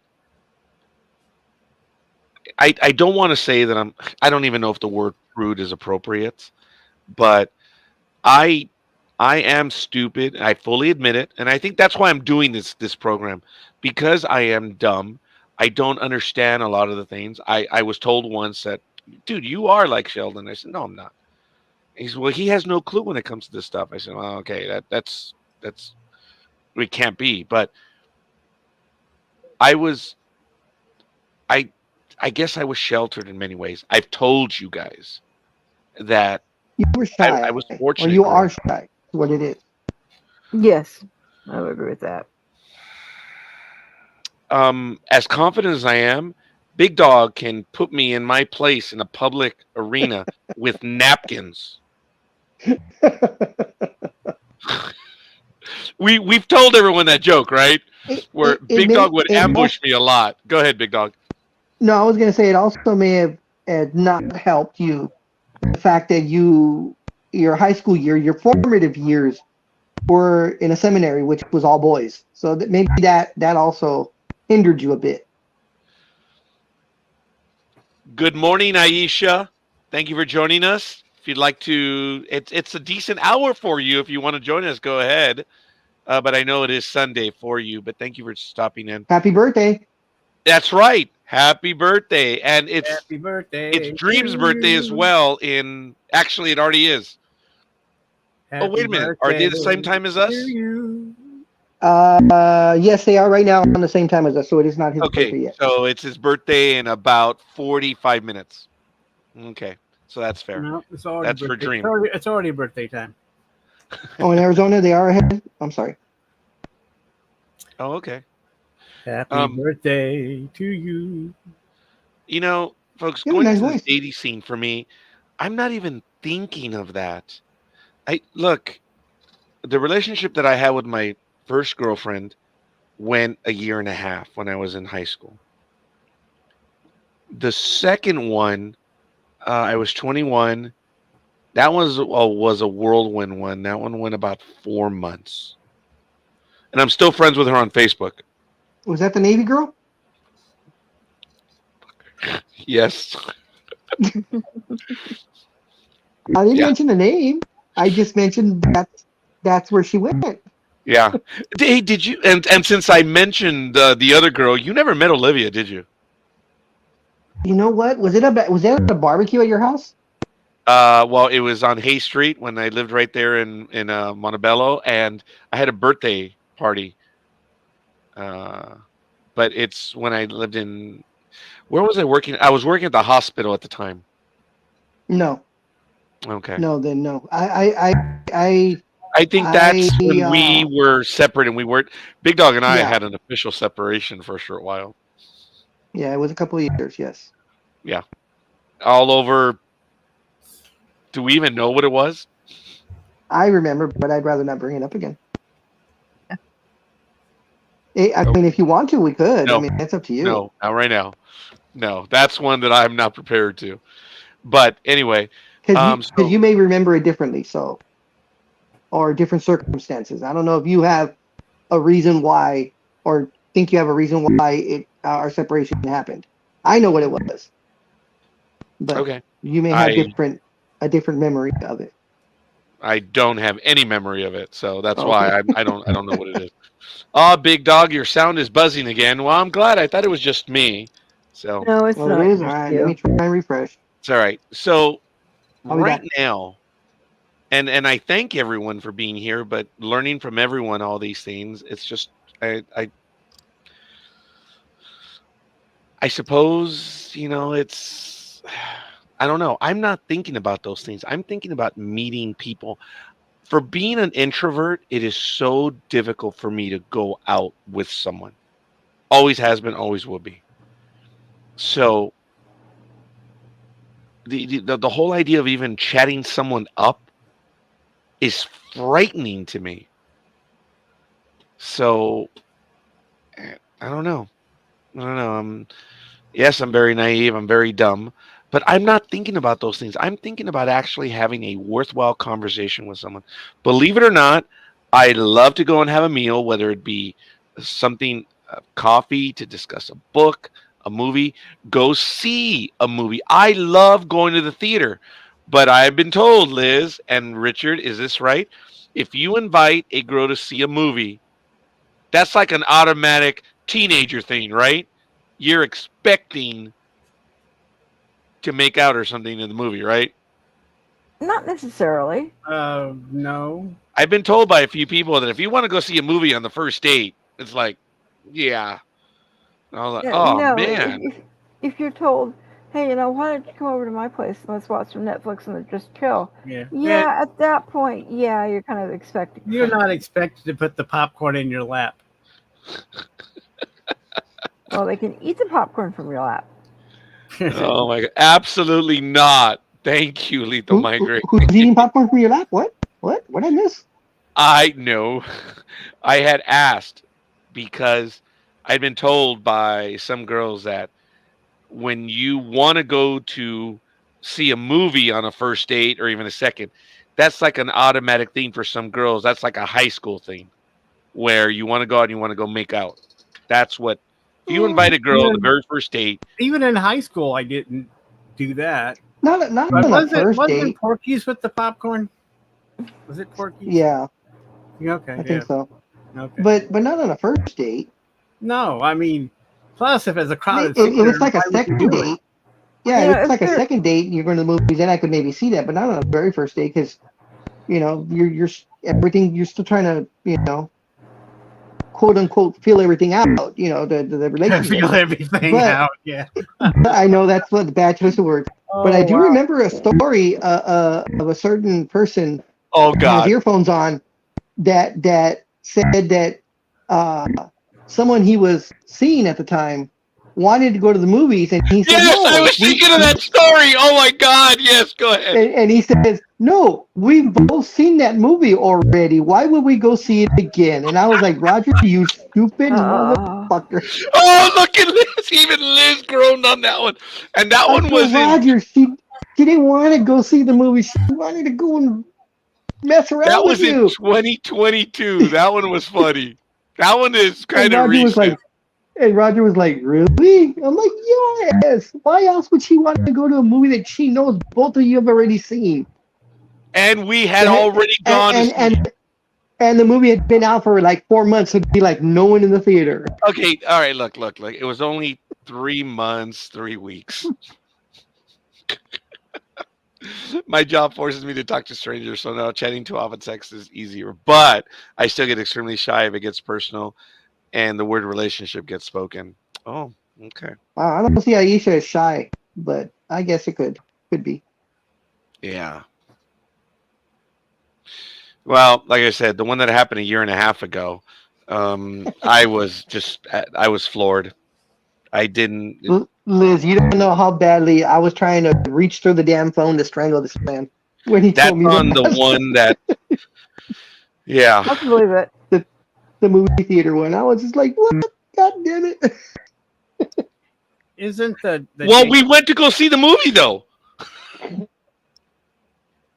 isn't the We saw the movie again. But the first date in the theater, isn't that where you're trying to sneak your arm around? Yeah, around that's when her? you want to, Yeah. get your arm around or around hold her, her, her or shoulders hold her and stuff. hand. I mean, or hold her hand. That was, I mean, back then that was, you're on your first date and you're in high school and you're like trying to figure Yeah. out. You do the old, ooh, and then I have no trouble talking to anyone but a woman I'm attracted to. Oh, that's funny. Appreciate that, Lethal Migraine. Wow. Folks, we have several people watching us. If you want to share, let us know who you are and where you hail from.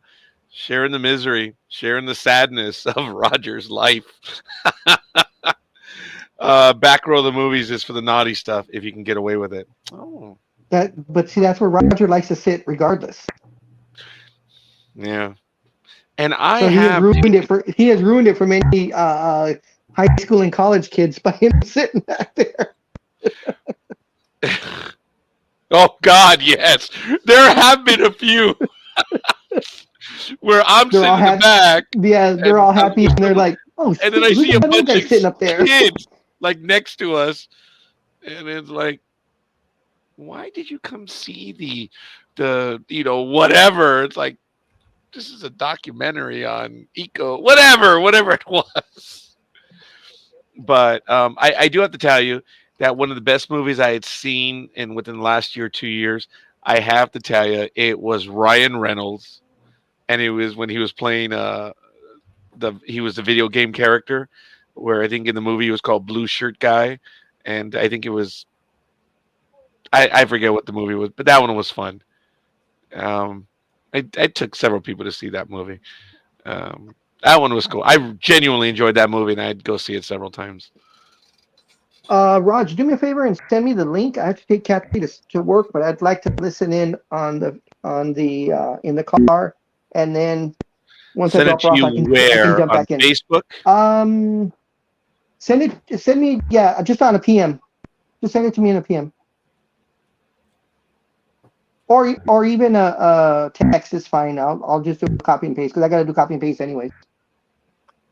Or he could send it to you with a biplane floating back behind it with that streamer flag. Oh, for That's the love true, of too. God. Anyways, Okay, look, I gotta keep easiest going, guys. scene right now, Facebook. There it is. Boom. All right.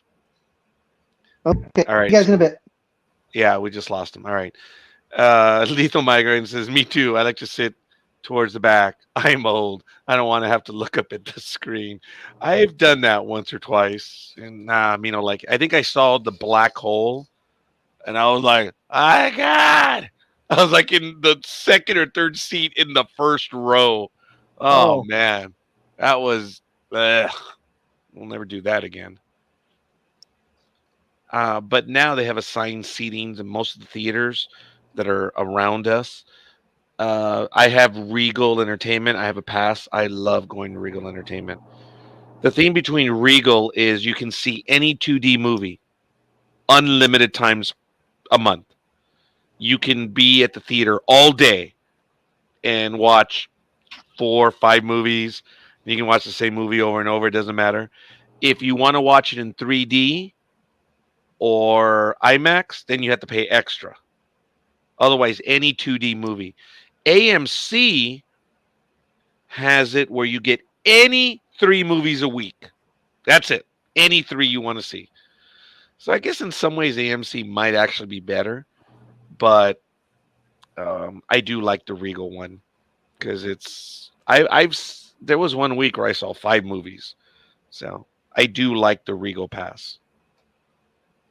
And there's some movies I'm gonna watch Alien, the new Alien. What is it? Alien Proteus or something, or I don't know, but the newest Alien movie, and there are a few movies coming up. I'm gonna go and check those out. What about Gladiator 2? I think I'm gonna watch Gladiator 2, yes. But you see, here's the thing: if I don't go with my daughter, I go alone, and that's another thing, folks. And I guess that I'm looking for someone to go to the movies with, and that is my genuine agenda. I have Well, the Regal Pass, and we can see unlimited movies. well, I thought you had women to date in your area or down the street or, near you that you could take to a movie. Might cost you a little bit of money, but Oh, ha ha ha! On Holt Avenue. Those videos are on YouTube where someone is recording the hookers on Holt and the hookers on Figueroa that are in Los Angeles. Yeah, it's bad. But anyway, yeah, I see what you're saying, Raj. I mean, sometimes you just want someone to hang with, and it's not a male but a female, right? Is that what you're saying, Raj? That you just want to have someone to talk to and be with? And I mean, I have a lot of male friends. I do, and I go to baseball games. I go to movies with them. I go to events with my male friends.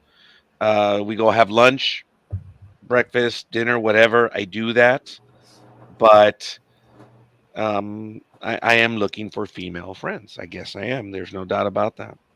okay, there's nothing wrong with that. I mean, but you got to find them. I mean, I don't know with your situation where you're not that out and about as you used to when you would go to work or do things. It's kind of limited you right now because of your things. But hopefully that'll all get better and you'll be able to get back on track. Well, Yeah. I'll say one thing. There are definitely quite a bunch of us out there. You just kind of got to look. Because Well, what you're saying, I know they're out there, but it's I guess getting up the nerve to say something. And where are you going? I mean, I don't know. To me, I'm not that age where you go bar hopping anymore looking for chicks. See, and I never really did the bar hopping. I didn't know that stuff. Look, all of you know, or if you don't know, I was studying for just 4 years of high school. Had I gone all the way, it would have been 4 years of college, 4 years of theology, and 1 year in the field for me to be a priest. I only had 4 years of high school. I still needed 9 more years. But in my high school years, I was in a boarding school.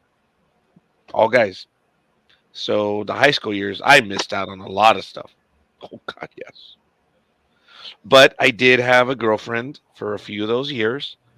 And we broke up. There's contention. I broke up with her because she already had her eye on someone else. She claims that I broke up with her first, and then she went as no, my diary, dear diary, I have it written. That was a joke that we had at work because we had those red diaries, and I would joke about it. If something would happen, I'd always write it down in my diary. That was for several years. Oh, Roger, dear diary. And it's just because I recorded stuff for posterity's sake. I have diaries from work that go back 20 years. And it's kind of cool looking back at them, seeing you insecure moron. You don't have the high school ones? I have my high school yearbooks, yes, but there's No, your diary, your high school diaries. I didn't have a diarrhea in high school, you blockhead. Would you have a journal? Nope. My mother gave me a journal and I never used it, and I regret it. I go to movies during the day, so it's just me and some random senior citizens. I have had vibes though from people when I've gone For senior alone, citizens? and there are other males, and it's like they try to get closer and stuff, and I'm like, oh, I want to just tell them, look, hey, sorry, not interested, but thank you. So I don't know. It's just it seems a little odd when you go alone. It's that bald head is so sexy. I find women today tend to be much more forward. Yes, they are. Most know what they wish for from a relationship, but there's a generational difference. I guess you might fall in between the generations. I don't know. I mean, I'm a Gen X. There's no doubt about it. I'm a Gen X by I think 3 or 4 years. Because the baby boomers were 46 to 18 years later. What is it? 54, 55. Excuse me, 65. Around there. 64. Yeah, 64. There it is. It's 64. And the Gen Xers was supposed to be another 18 years. But then they change it. It's not 18 years anymore.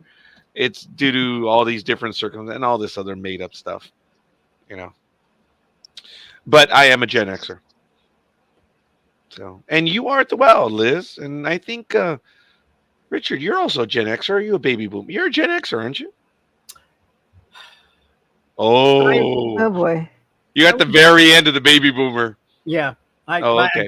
I grew up Gen X, but because I mostly had the same experiences as Gen Xers. So yeah, I think you're on the bubble.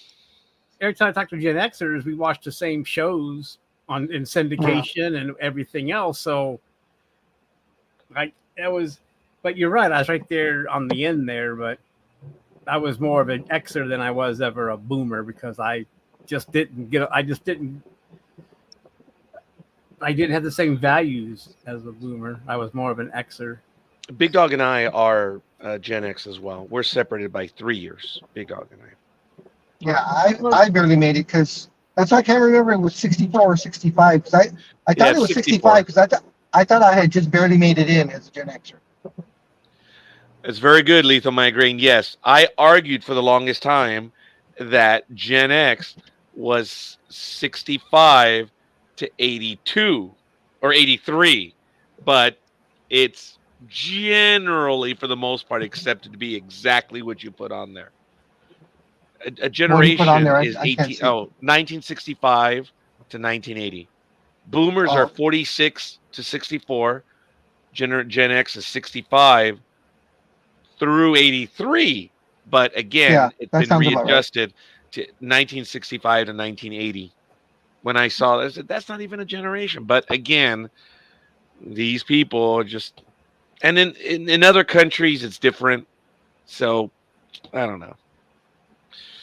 And in several countries, they're like missing generations. I don't know if you guys know about the issue in Russia when it comes to population. I mean, they're missing a massive amount of people due to all the people that died during the Great Patriotic War. They're buried in the snow. Yeah. Cannon fodder. 1957, pure baby boomer. Yeah, you are. Who that? Aisha. Oh. Yeah. Happiest birthdays to you.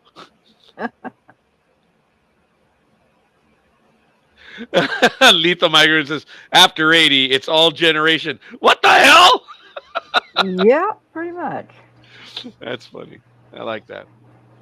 So, I have noticed, and you see, I don't understand situations because I have seen videos, unfortunately, a lot of videos when it comes to relationships. I told you, Marnie, your personal wing girl, this idiot, I had a chance to interview her. She was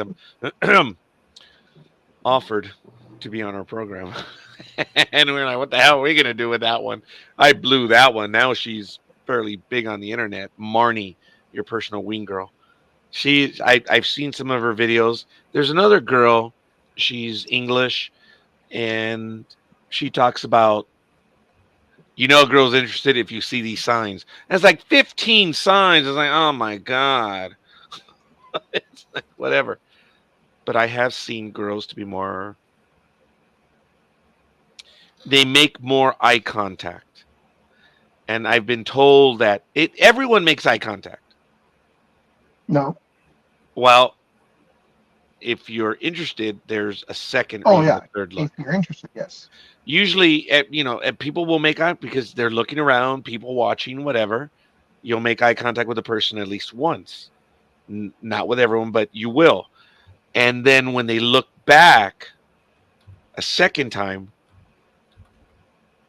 it could be, but if there's a third time, that means there could be a little bit of interest. I'm like, that is thin, man.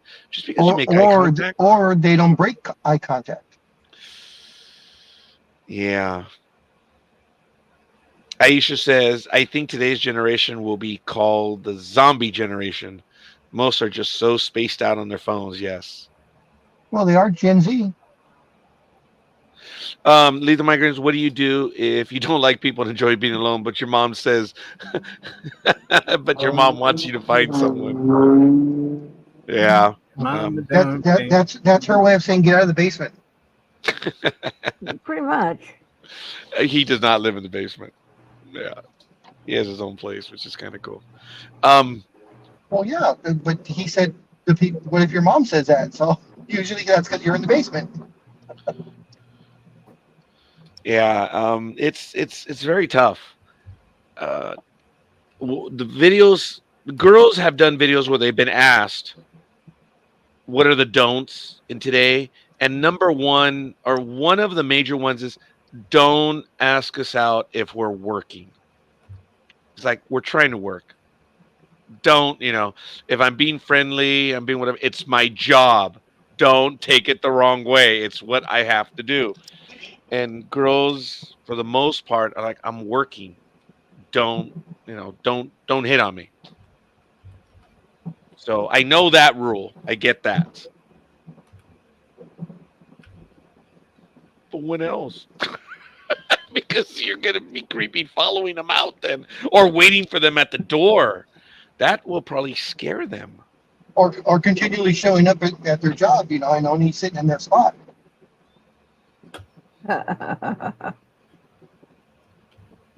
She's in a relationship.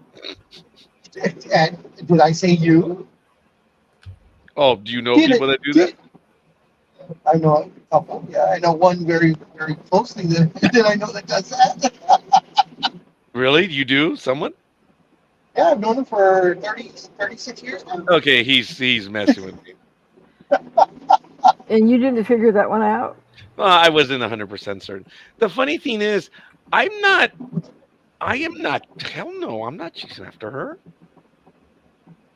You wouldn't mind. Exactly, see? No, I don't want to say anything because she's a good person. She listens.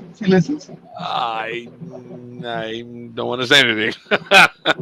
But no, I actually, see, here's the thing. I've established a relationship with her, and it's that's friendly relationship. That's now though. But when you first started going there, no, I never ever had eyes for her. Never. Just think how many times a day a girl working in a diner gets asked out. She must get fed up with it, and I guess they do. Waitress or waiter. Are females called waiters or waitresses? Waitresses. Or are they actually called some other word? Actually, they're Or servers. Servers, yes. Yes. Oh, how apropos. No, just kidding. Sorry. And you wonder why you're single. Because of that. Excuse me. Well, no, you come across, and then those little jabs come in, and trust me, people notice. I think it's self-protection. Prospective dates notice that one little jab that because that personality's got to come out one way or the other. Roger's Roger. He's an idiot. I fully admit that. I do. You know how long it took me to decide to do this program? I've been wanting to do something like I mentioned to you that on Blog Talk Radio, Probably a long the time. the I would Friday say night years. programs and Saturday night programs, the relationship programs, they were good and they were busy, busy, busy. And I've been thinking about doing something like that for 3, 4 years, and I finally got around to doing it. So I don't know. Well, look, we've already passed the 2 hour mark. We're coming up on 2.5 hours. I don't know if you guys want to share any other experiences or anything like that, but on the new trends for dating in these days is everything is on the phone. That's number one. The dating apps, they're real. They're here to stay. And for anyone who said that they've tried them and they've had no success, I said, well, people are migrating towards them. You begin to hear more and more, and this is not me making it up. I'm following what I've been reading. Is that it's happening more, and the experience through the apps, not only are they visual, but they're audio now. And in a way, I didn't even know that I kind of was ahead of the game, because on my dating app, I have a link to my Facebook page, NDB Media, where it says, you want to know the real me? Just come here. Was that stupid, Liz?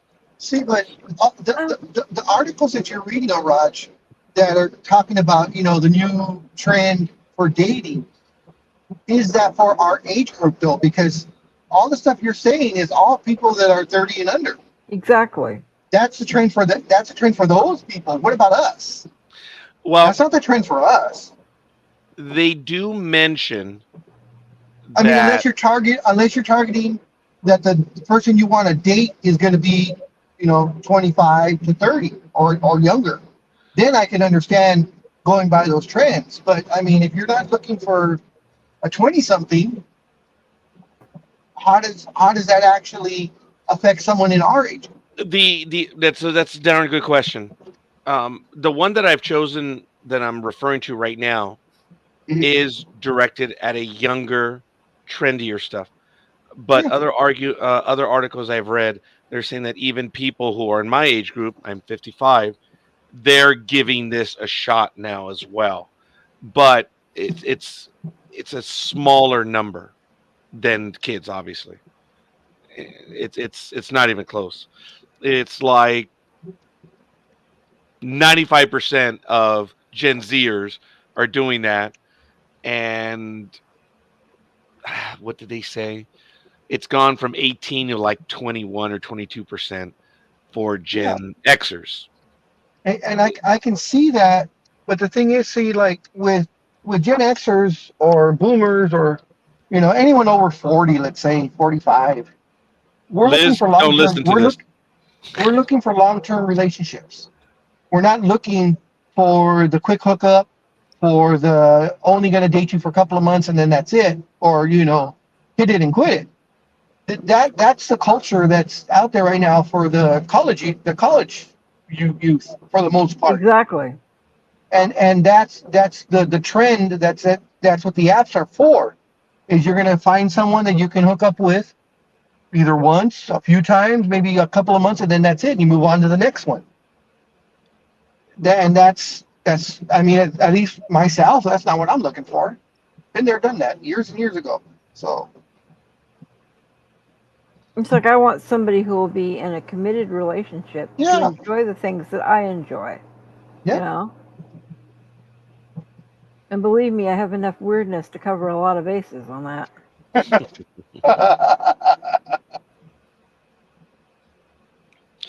Well, when I did the dating app 3 years ago during COVID, and I put my profile, I was doing those videos on on all over the internet, and I just said, look, you want to know who I am, come watch. And I think it was for the better, because that might have scared a couple of them off. I'm sure it did. I really am. Come watch this video. No, I'm sure some did, but Others were, but I don't know. You know, I thought it was better to have the video and they could see for themselves. So You're a progressive thinker there, sir. I don't know. Maybe. So I think you want to keep some mystery, though. Don't like let it all out in one giant blop. You know, take your time and slowly have the person get to know you. over here in Britain, there are now several sites for the over 50s. Yes. I'm sure there are in the United States. I don't know of them. I just don't know of them, but I'm sure there are. Like I said, I have a few coworkers that mentioned to me certain particular sites. Uh, when I was talking about the House of Dragon episode where Allison was getting serviced, the reason why I said that is because one of my former coworkers told me that when they're traveling, they use this website to stay tuned up. I was like, oh my God.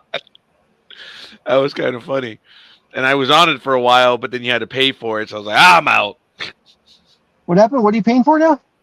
I'm not I missed not it. paying for anything. Oh no, I was saying goodbye to my daughter. So what were you No. talking about? I'm sorry. A website was recommended to me that she would use when she was traveling. And she said that's Okay. how she could, maintain her tune-up level. I was like, wow. That was so intimidating for me. And this is a young lady who was in her 40s. And I was really surprised by that. So I did sign up for it. And like I said, yeah. No, because it hasn't happened. Like Omari said earlier, Roger pays for the ladies on Skid Row. I'm like, no, that hasn't happened. I don't think Roger would need to pay for those kind of ladies. Yeah, you're funny, and I appreciate you going to bat. You're the only one, but we'll leave it at that. Well, he offers to do their taxes. That's why. Yeah, whatever.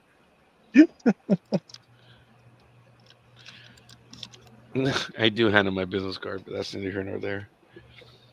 I don't hand it to him at the very beginning. I always hand it to them at the very end. Once you're done. Yeah, right. At this point, I guess we are going to be finishing the episode, but are there any stories that you guys wanted to share or anything on experiences on how your first dates went or something that you guys tried? Now, I don't know, Liz. I'm assuming that you always had to wait when you were dating for someone to ask you. Liz, did you ever ask anyone out? Several times. You did. Yes. If I like a person, I will ask them, especially if they're very dumb is not the word I'm looking for. Maybe dense. They don't quite get the hints, even though you've hinted around the block multiple times. Roger. I didn't say that, but I did. yeah, I coughed. I'm sorry. That was a cough. I'll finally come out and say, hey, you know what? I really would like to, ask you out for coffee and let's go to a movie. I know you like this particular thing. So don't assume just because we're female that we don't do exactly what the boys do.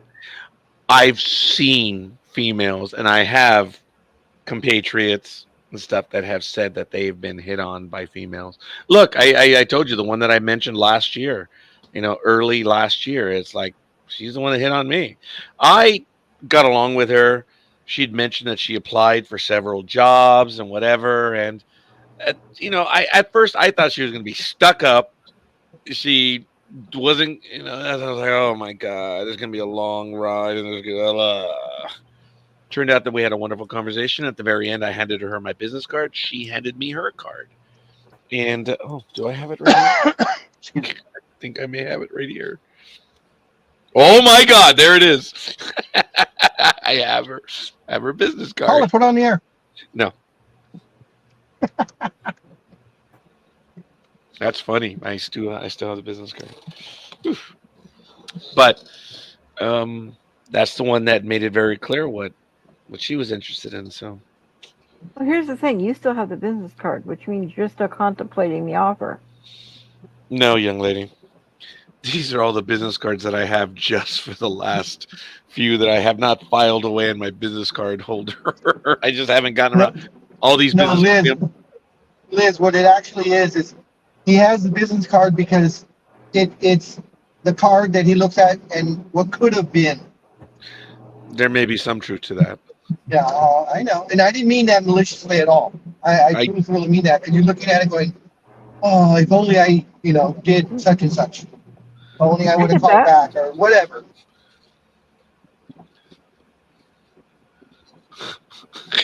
give me your number. I'll call her right now. Jesus, Um, dude, that's funny. I have a question for, well, I guess the entire group, but mainly for Roger, since we worked for the same company for, well, not a long time, but Yes, Raj, she broke my heart. Yes, she did. no. In working for Thrifties and catching collections and then county, and maybe even the hospital. Um, well, actually, no, it goes back to after you were married. Let's put it this way: did any girl ever hit on you during that time? That Yes, okay, multiple times? when I was married, more than once. Now, are you saying the same person or people? No, just multiple, just different people.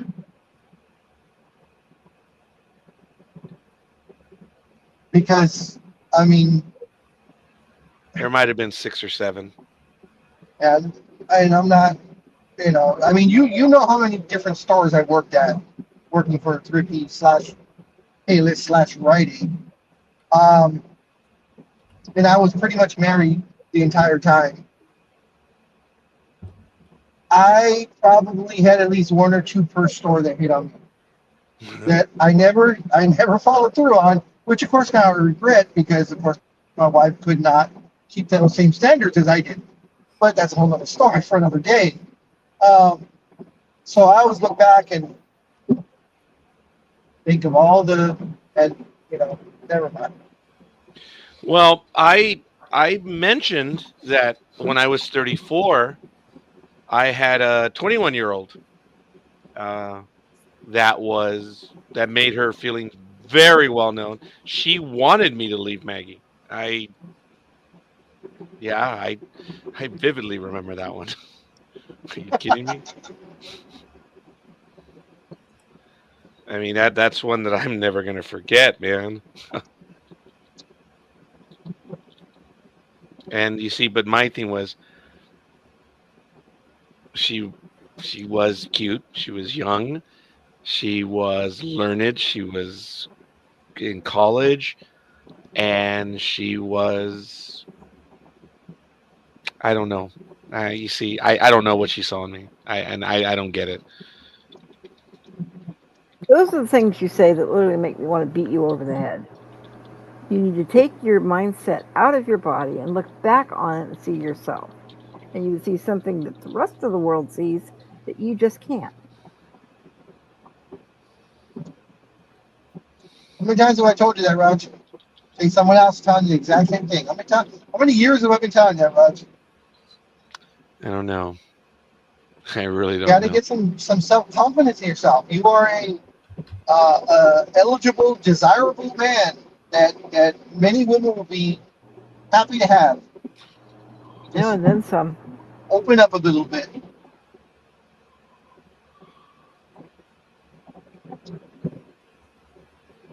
Holy crap. Well, I got her business card and I looked up her internet link. I was like, oops. I was like, I didn't realize there was an @ blank. And I just looked it up like, oh my God, that's actually her.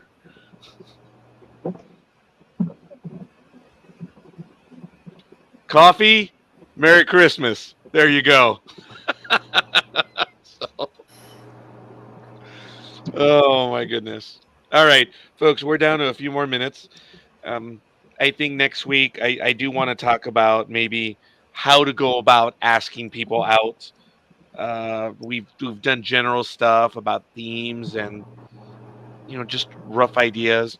If you guys would be willing to join me next week, that would be something, and I think it'd be kind of cool. And if you guys have any stories or anything you guys want to share, that would be cool. But we'll see. Now, the problem. What do you feel your problem is about asking someone out? Are you afraid of getting the rejection, or you're just too shy to ask the person, or what? It's self-fulfilling. I have the mental block. I've talked about that on the first program, and I don't think I'm ever gonna get beyond that. And I don't want to bore people with that whole issue. See, Liz is like, it's beyond a damaged psyche. It is. Look, I talked about what I had to deal with my entire life. I am the way I am. I talked about it, that I control my situation. I am aggressive when it comes to keeping people in line. Mm-hmm. I verbally control my surroundings because people aren't very quick. They're not very smart. So the first thing they attack is your appearance. So I have always been attacked by my appearance. That's their go-to. So I'm like, okay, I know what you little Fs are going to do. So I go for the kill. See, but I will embarrass someone and put them in their place. And I rule by fear. Yes, Big Dog. And that's the problem, though, is you can't transfer that mentality to dating. That's the problem that you have. Yeah. Yes, I understand coworkers, people, associates that or friends that that you want to control the situation. That I get, but you can't do that trying to find a date that you want a serious relationship from. Well, my thing is, I already know what it's going to be. I already know. No, you don't. You think you know what it's going to be. And that's what stops you, is because, this is what they're going to do, or this is the way they're going to act, or this is the way they're going to treat me. And you never know. Do you know what fear stands for? What does? False evidence appearing real. And that's what you've got in your head right now. You already supposedly have the answer to what's going to happen. And that is not true. You're just scared that's what's going to happen. Okay. Yeah. Exactly. All right, fair enough. And that in turn triggers more of the having to be in control. So it's like it's a snowball effect. Something got in my eye right now. And it looks like I'm getting emotional, and I'm not. Something just flew in right now. No, we know you better than that. No, usually my voice changes and quivers. So. Yes, it does. Yeah, that's not it right now. Something flew in the eye, and I was like, "Oh, damn! This is inexorably a bad time." So it's good. The ghost poked you in the eye. Yeah, I do want to thank you for joining me, Richard, Liz, Traveling Dog, Lethal Migraine in the chat room, Aisha. Thank you guys, and everyone else listening. I know there are quite a few people. I thank you, and come and join the conversation. I think we all learn, especially in times like this. It's better to talk about good things and some shitty stuff that's going on out there. So I thank you all. I think this is good, and we'll see. We won't be on tomorrow just because it's tomorrow, but House of the Dragon will most likely be on Monday, and we'll see. I thought you were doing Blue Waffle tomorrow. No, it's undecided. Aisha hasn't decided yet. Oh, I thought I could have sworn last week on the Sports Talk, I thought last week you had agreed on the following week, which would have been tomorrow. Ask Aisha. Ask Aisha, because I'm waiting for her. I said we may have daylight. That I did say, but okay. I'm waiting for Aisha when she's ready to go. That's the way it's going to work. So I'm going to work on Double D. So, wait, he says, find me someone with an IQ over 160. I want someone who's brilliant. Well, I cannot show you any coworker because they're all engineers. They're sad. It's just sad. No. I would not damn you with that because they're so inanimate. So is Lethal Migraine saying he has an IQ of better than 160? No. He just says he wants someone over 160. I want someone who is brilliant. So it's all good. All right. Then he should go to the Mensa website. The There's Mensa. tons of women there that are. What is the Mensa? Oh, ha ha ha. Yeah, you know what? You should go to the Mensa website. That'll be No, good. you know what Mensa is, right? Mensa, pendeja. No, that is the women's group of usually IQs of better than 150 and up. It's a group. It's Oh. called Mensa. I forgot what the acronym stands for, but it's called Mensa. Wow. I thought it was apropos Yeah. of the name, but that is an actual group. It's a group of women that are highly intelligent and they all from the different sciences, and their IQs are usually 150 or 140 and up. Okay. That's like the basic requirement to join. Wow. Okay. Yeah. Fair enough. Before I lose all of you guys, I'm sending you a link via the private chat, and you guys can check out the person I was talking about. I didn't realize that she had that link right there. So we'll leave it at that. Folks, we're good. We're done. We want to thank you for spending the time with us. We will be on again next week. Now, the week following, I don't know because Comic-Con is the last week in July. I don't know about that. We might still, but might be just way too exhausted. But next week we will be on. I'm expecting that. But the week after, You'll get a ton of people there. Rod, you'll get a ton of people there that are single. We could have a massive show there. Yeah. I got to come up with some business cards. So we'll see. All right, folks. Here we go. And I want to thank everyone. And if you guys want to stay on with me for a few moments or so, go ahead. Other than that, we'll see you guys on the other side. Peace.